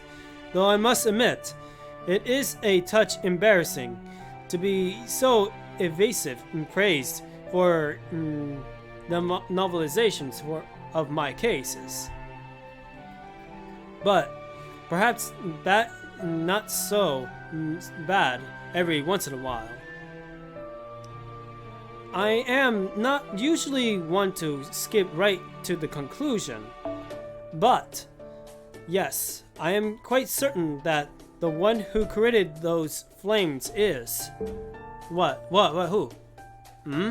What is it? Do calm yourself, fool. Kyung! What is it? Is something wrong?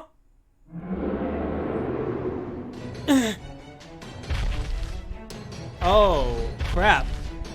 Master, get behind me! Is it a Yeti or something? Just discovered an enormous humanoid creature. Jeez. An enormous humanoid creature, you say? I see. That is troubling. Most troubling indeed. He appears to be 5 meters tall. His arms are very long. And he's wearing some sort of mask. I think he's speaking a language of some kind, but... Oh boy, are we dealing with giants here? I can't make out on what he's saying. It sounds like...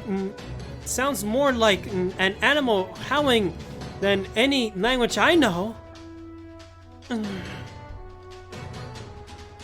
Hello, bonjour. Tag? Ni hao? Konnichiwa? Please listen to me. We're not your enemy. We don't mean you any harm. We are... It's no use, Mashu. He doesn't understand. Master, I'm afraid he's coming right for us. He's about to attack. Get ready to fight. I'll back you up. Understood. Moving to intercept the hostile. Alright, first battle for a long time, I'll have to admit. And already we got like less than 30 minutes for a stream, I tell you that. It's about time we get some sort of combat. So that's the big beast.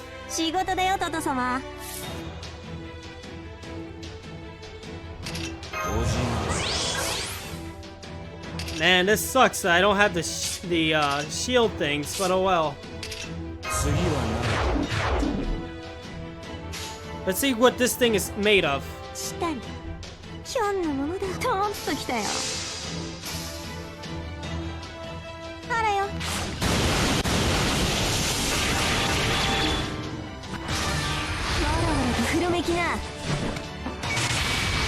Wow, it's just as tall as that mountain.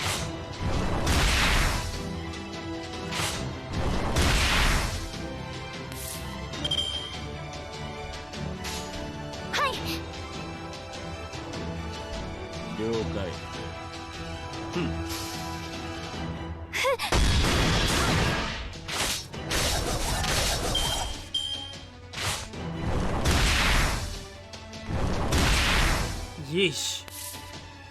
I wonder how bad it would be if it was a crit.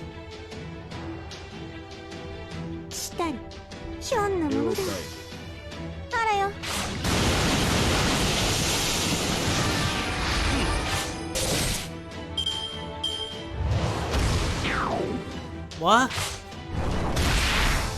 Hang on, Ku.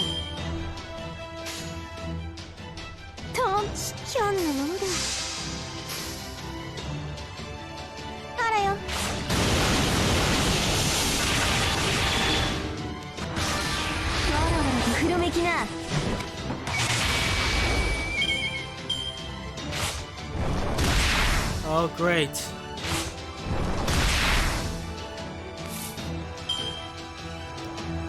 Alright, alright. Let's see what we can do here.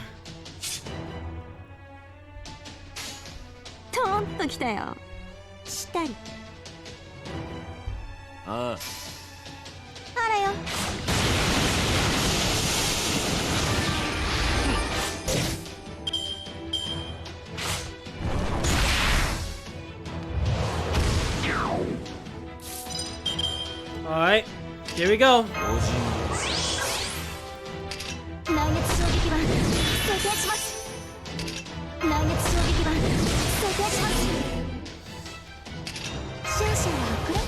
You gotta do that, that's for sure.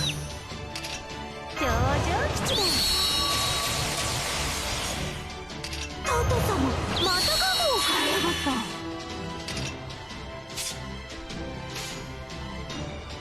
たっぷり炭をするさ。前に出ます。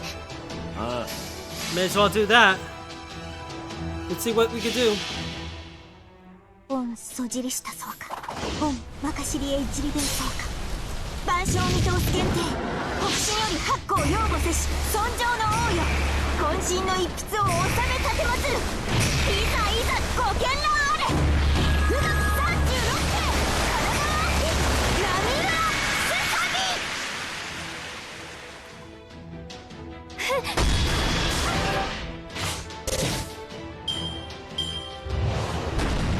What kind of attack is it? Okay, single target. At least now I know what those things are capable of. 次は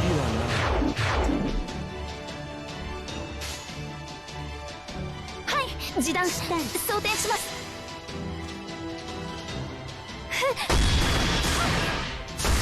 あらよ。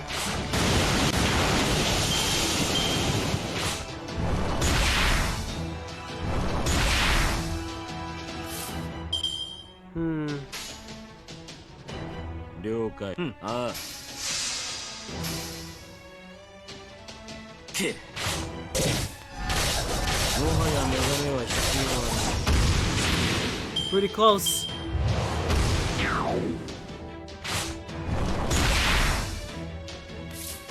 Of course, we won't get a noble phantasm here. 前に出ます。あらよ。照準捉えました。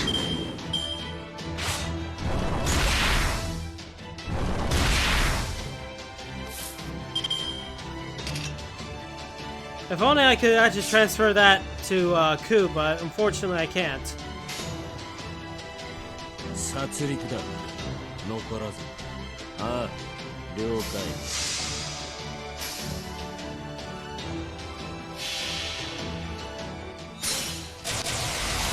全種解放。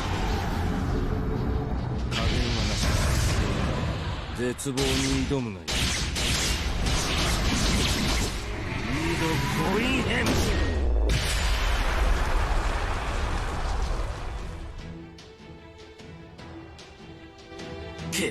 It's over. もはや目覚めは必要はない。 Take that, big giant boy. 状況終了。排熱。そして充電に移行しますね、マスター。 I gotta say, he was a big health tank. I'll admit that. Also, nice. Also need that too. I'm pretty close to finishing this Mystic Code, that's for sure. I need this material right here. That's actually needed to get Scotty to max ascension as well as getting her skills up.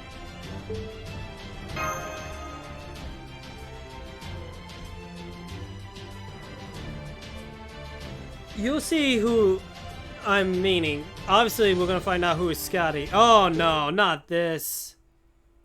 Ah man, that I hate it when that happens. Like a redone or something. We just finished a bit of the story and then suddenly it just decides to do a restart.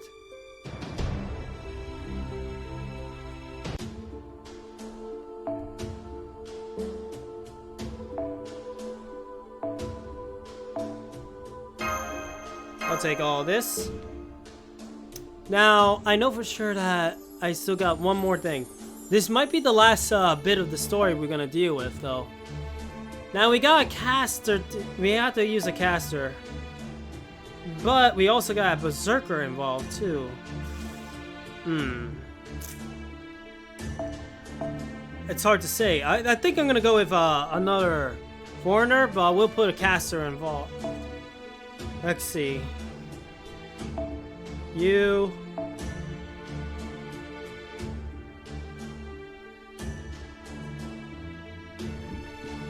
Oh boy. Caster, caster, caster. I need to look for casters, that's for sure. Oh, you. Yeah. Let's get you. And who else?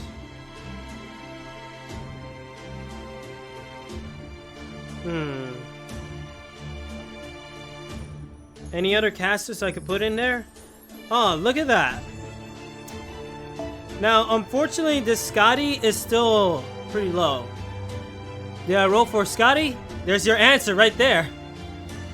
I only rolled her with my tickets though, that's the thing. I didn't put any quartz onto her. And I ended up getting her from my second ticket, I think. No, I'll keep her there because of bond levels. But yeah, there's your answer right there. I do have Scotty at least, but I still got a lot to go with her. I also got like Suzuka from it as well. And that was something. I got a copy of Suzuka, and of course another copy of Beowulf. So basically, I ended up getting 3 servants out of that banner with tickets alone.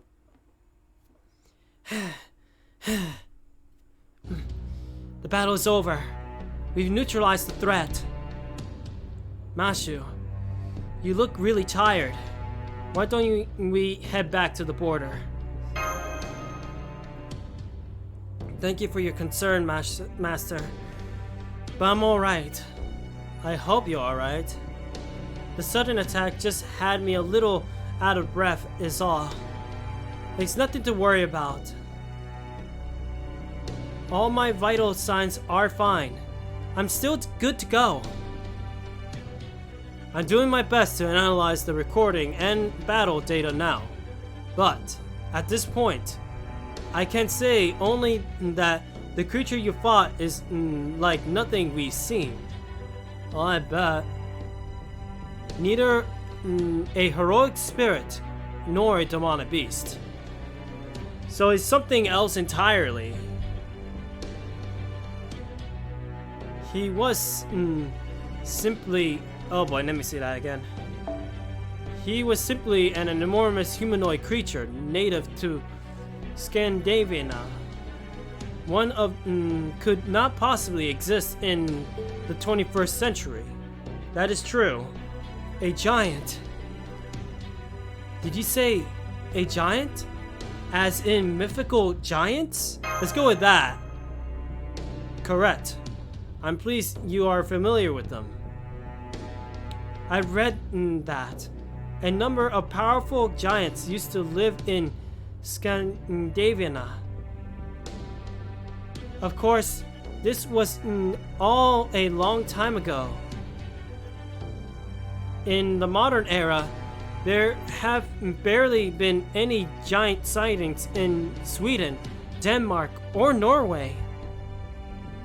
I believe most of them were during the Age of Gods, back when the old mystics still exist. So my guess is that somehow these giants survived since then. Twist of history. I'm sure there are some exceptions, but even so, to encounter one out of nowhere like this, both Gordolf and Mr. Meteori, I don't know how to say his name. I don't know, I'll just say his name randomly like yuck mode, but eventually I'll find a way to actually pronounce his name. Are you in something of a tight sea about this impossible encounter? But yes. In the year 2020, giants have long since ceased to exist. Interesting. And yet, you're obviously just met one. A bit one that tried to kill you even after you attempted to communicate with him. But still.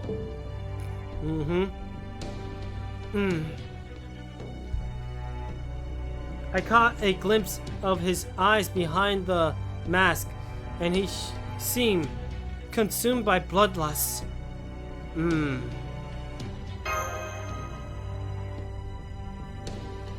So in this version of Scandinavia, creatures from the Age of God still live. That is most troubling. I had considered the possibility, but I didn't think it would prove to be true so soon.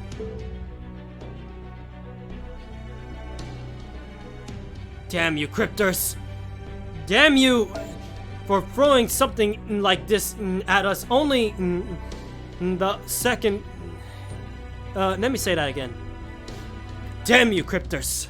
Damn you for throwing something like this at us in only the second belt. Second lost belt. Have you no sense of restraint? That said, we are far from completely helpless, Miss Curlite, Mr. Rixilla. To begin, I've updated our database with everything I could determine about this creature. We were unable to detect from the border because Chaldea has no information about ancient giants. Furthermore, I also learned something rather unexpected about the ice and snow surrounding us. What about them? They are imbued with a faint magical energy. The trace is so minute that only an expert mage could even be able to detect it at all. This small amount of magical energy created through enough interference in our equipment that we were unable to detect the giant's approach. Da Vinci is still quite upset about it. She says being purged into a foundation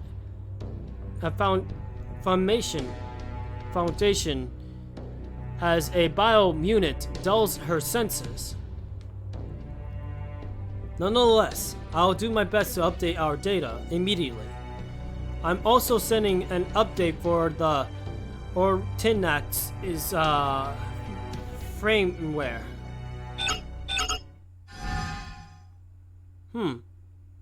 Right. Confirming update now. Master! I'm picking up new hostiles in our proximity. There's at least 2, 3, 1, 2, no. Several ice beasts traveling alongside another giant. Oh boy, more giants. We need to get out of here before we're surrounded. Let's make a break for the border, Mashu. Understood. I can see them up ahead. Master! Time to fight then. Okay, here's the second battle for tonight then. Oh boy, this is gonna be interesting. Oh boy, this is gonna be very, very interesting. 争いは嫌いなの。 Alright. やってみる。示談、想定します。客よな。えい。 Another new beast. These beasts looks like a certain... Huh. I gotta say, these new beasts reminds me of the Babylonia's monsters, I'll tell you that. 前に出ます。きらめくぞ。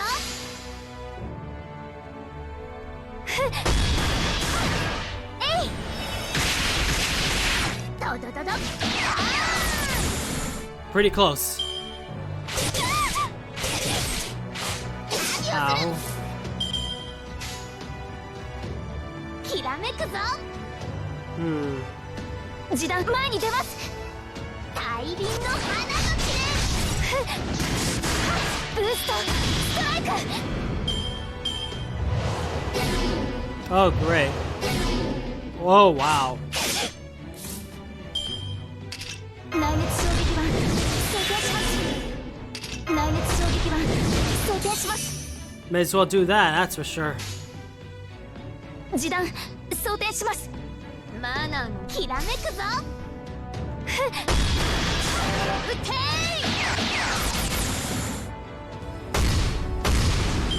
I hope they're single target though. Holy mother of Miku!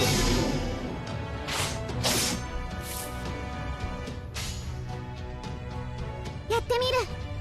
マナ我が劇場のサビになるか。えい。 Another one down.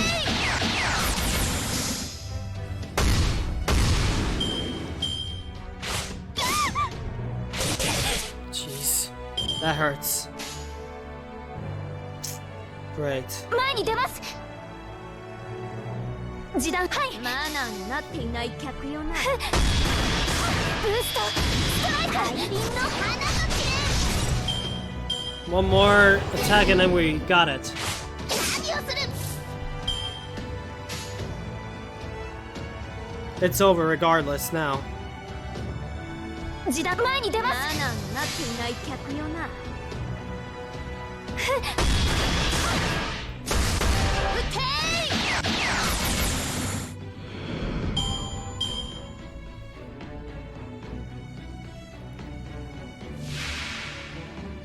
Alright, here we go.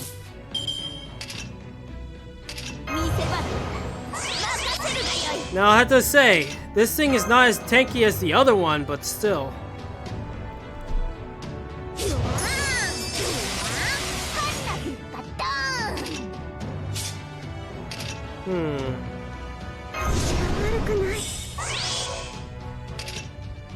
Let's go with this.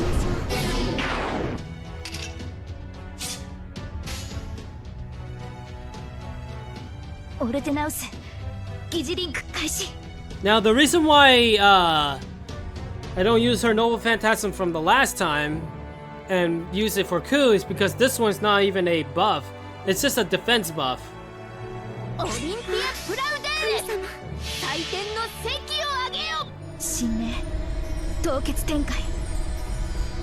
これは多くの道、多くの願いを受けた幻想の城。こうせよモールだキャメロット。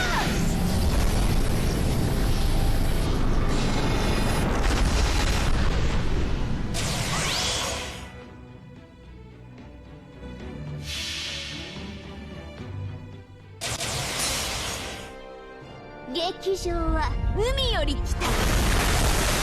当主双眼しかして流霊。見るがよい。これぞお前のウィルスケリアス。すなわちオーバーミッションです。Okay, that one is down. Now we got the Berserker. 我が手に白金の鍵あり。虚無より現れ、その指先で触れたもう我が父なる神よ。バラの眠りを越え、いざ究極の門へと至らん。クリフォー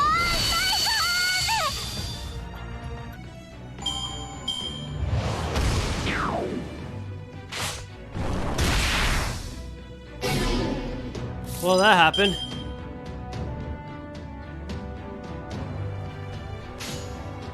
Still though, Abby, やってみる。 you get your Nova Phantasm again. え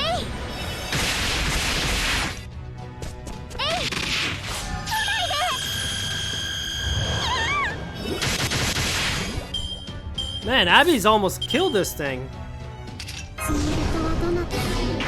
A little insult to injury, I guess. キラ我が劇場のサビになるか。 It's over. A lot easier than the last fight, I'll tell you that. いささか派手すぎたかもしれんな。 Eventually I'll get her up.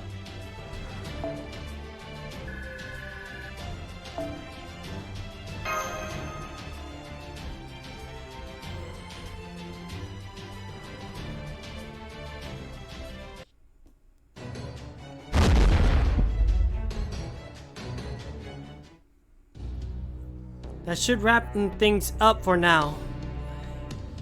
We defeated another giant and several ice beasts. I no longer detect any hostiles or magical energy signals in our vicinity. Wait, you're right, Mr. Holmes. I can sense faint magical energy around us, coming from the snow. Wow. Maybe it's a Lost Belt servant that can control the snow. Could a giant be controlling the snow? No, let's go with the first option. I'm not sure, but that certainly seems possible. Let's hash that stuff out later, you two. For now, you should hurry back to the border. Holmes, from now on, maybe start waiting until people are in a safe location before you start with your long-winged explanations. Oh boy. There's no guarantee there aren't other giants still lying in wait out there. Both of you, get your butts back in here.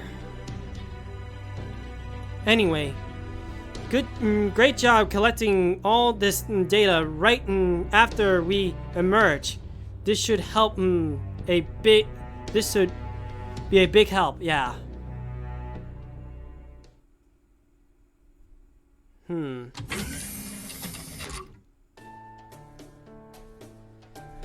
Oh good, you're back.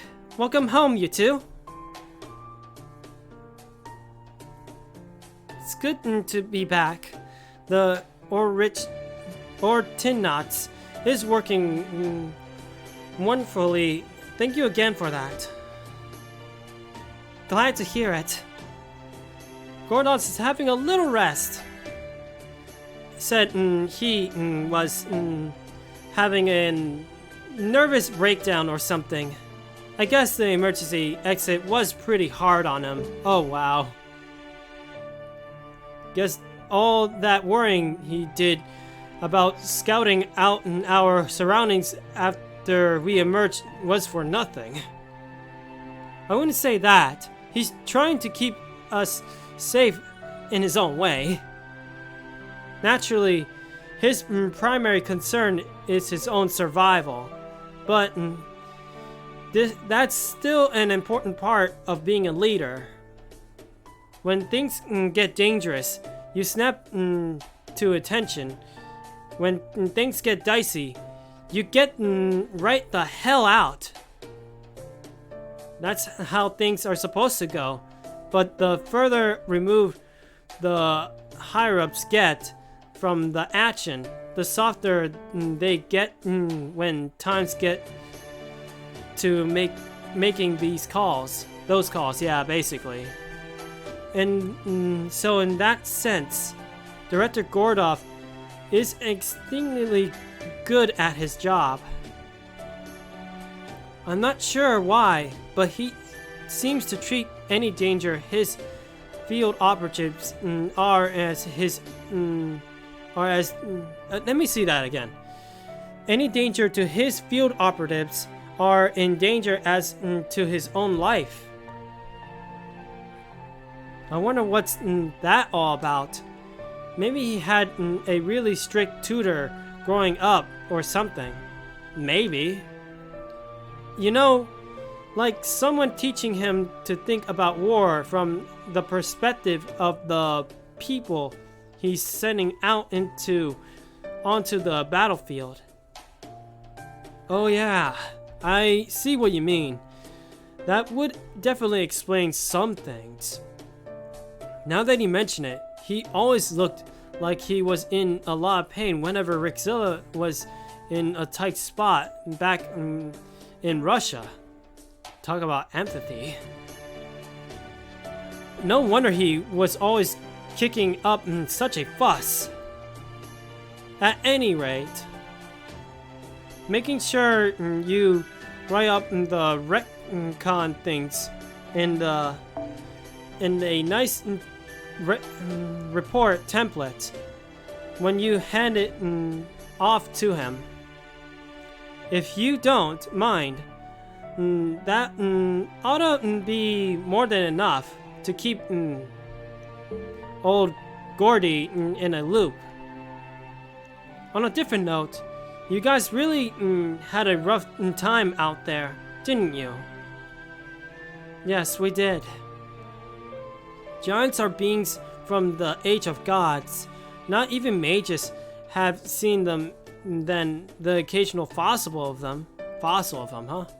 Any survivors in areas where mystics still in full force were probably seen as threats and taken out by the heroes of their respective ages. They're certainly not something to run into every day. I mean, you guys didn't see hide nor hair of them in any of the 7 eras you race shifted to, right? Not even in the actual Age of Gods. That is true, we had a lot of demonic beasts, if anything. However, does those giant stone golem things count as giants, to be honest? Because they are pretty big. We did face giant beasts, giant monsters before too, but they don't count.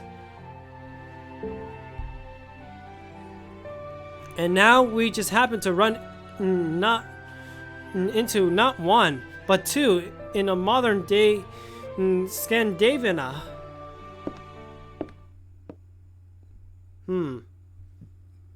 Let me see. You know what? I'm gonna actually put this. I'm gonna make sure that I use this as a thumbnail. I'll admit. Well, when it comes to doing the YouTube thing, that's for sure. I may as well have this as a thumbnail when I'm able to do it. We'll see. I believe those giants you encountered were Junitar, members of the Junitar race of giants. Jonathan. I think that's how you say it. In the Age of Gods, the Norse world was composed of 9 realms. One such realm was... let me see that. Maleficimheim, the land of fire. Another was Nibelheim, the land of ice, through which an icy river of poison flowed. Are you telling us we're in such an era here? Ooh, this just makes me even more interested. Is this what I think it is? Like, is this like a place of Greek mythology area kind of thing or something? Oh, this is gonna be cool. Now I'm really excited. I really get pumped up when it comes to mythology stuff. When these 2 realms collided, the poisonous frost melt. Then, when it was exposed to Muspelheim's heat, grew into tremendous giant. A tremendous giant. This was Mjolnir. It said to be an ancestor of all Norse giants. Norse mythology. Ooh, I am interested. The race of giants that went on to spring forth from Mjolnir's body were called Jotunheim, the frost giants. These giants were truly beings belonging to an era when gods walked on the earth. At times, the Jotunar would mix with the Norse gods, giving birth to new gods and giants alike. It's said that surviving Jotunar eventually fell out of mythology and went on to become trolls. Oh! But what you saw today were no trolls. They were most definitely Jotunar.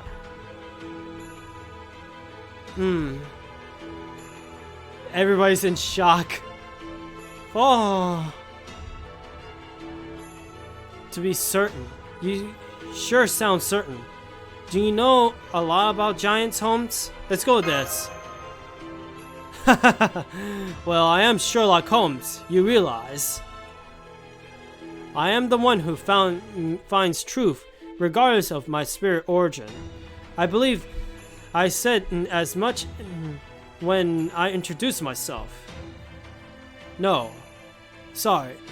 I'm just having you on a bit. You see, the paper moon is not the only thing I picked up while I was visiting the Atlas Institute. Oh? What were you doing in there other than doing that?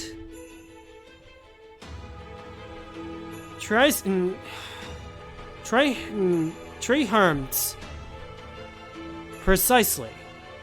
While there, I came in contact with the pseudo-spiritual calculation engine, triherms. When I did so, I happened to procure some secret medical data pertaining to giants. Now I see, Holmes, you rascal! Oh yeah!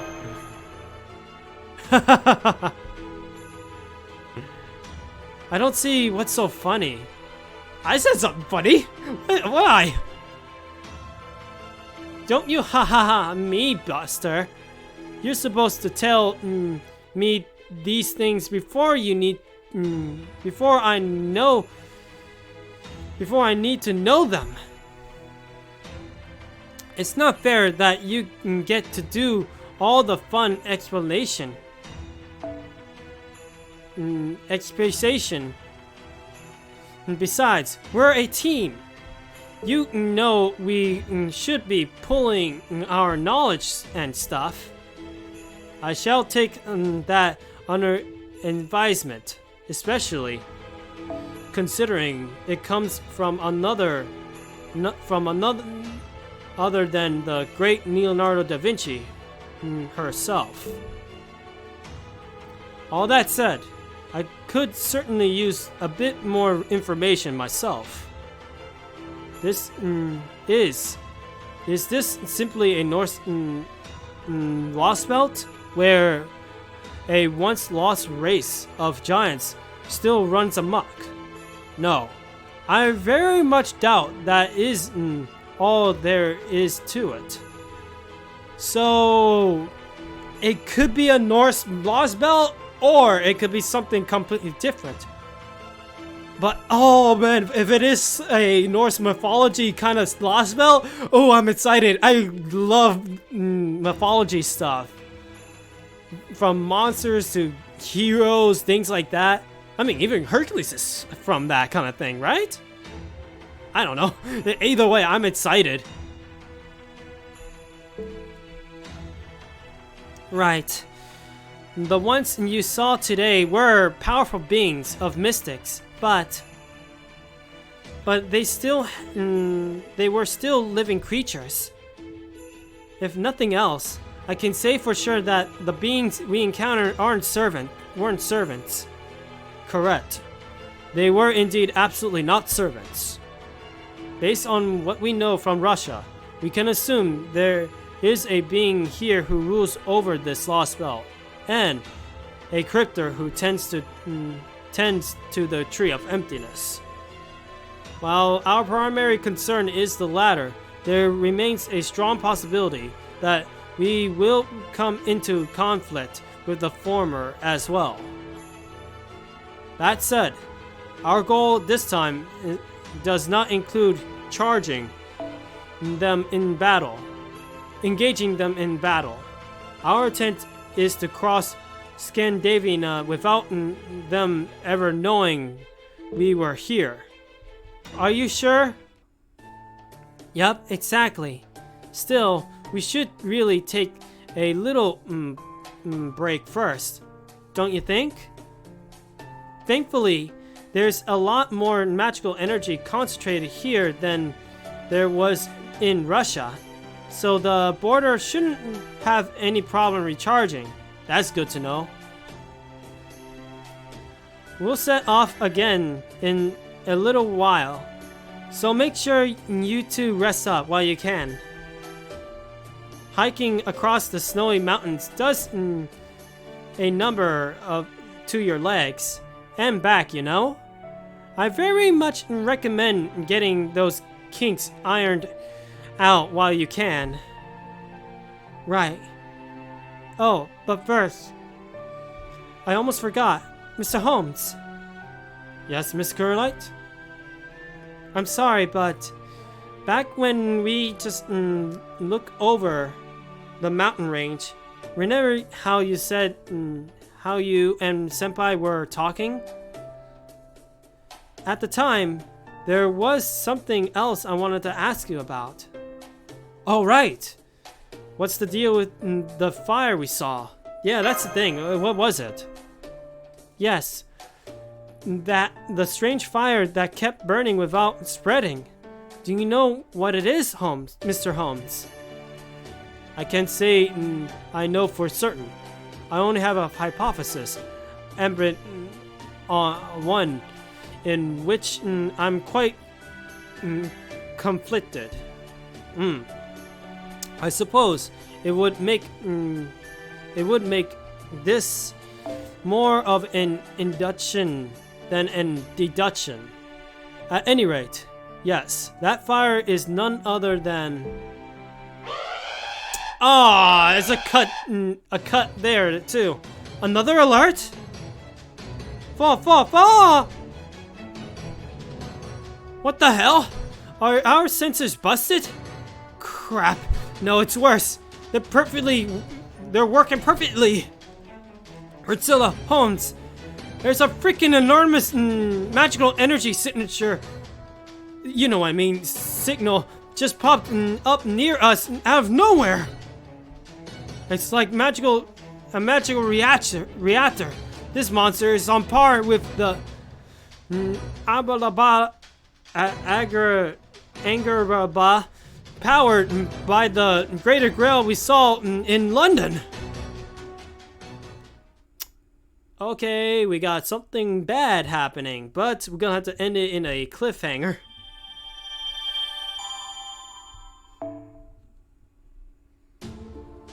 Somehow there's gonna be something big happening on that. However, I can't do it now because, well, I gotta do other things. Ooh-wee. I have to say I'm now very hyped. This could be a possible lost belt that is like a possible lost belt that is basically Greek mythology style, or Norse mythology. That's what I meant to say. Norse mythology style, and I'm looking forward to it.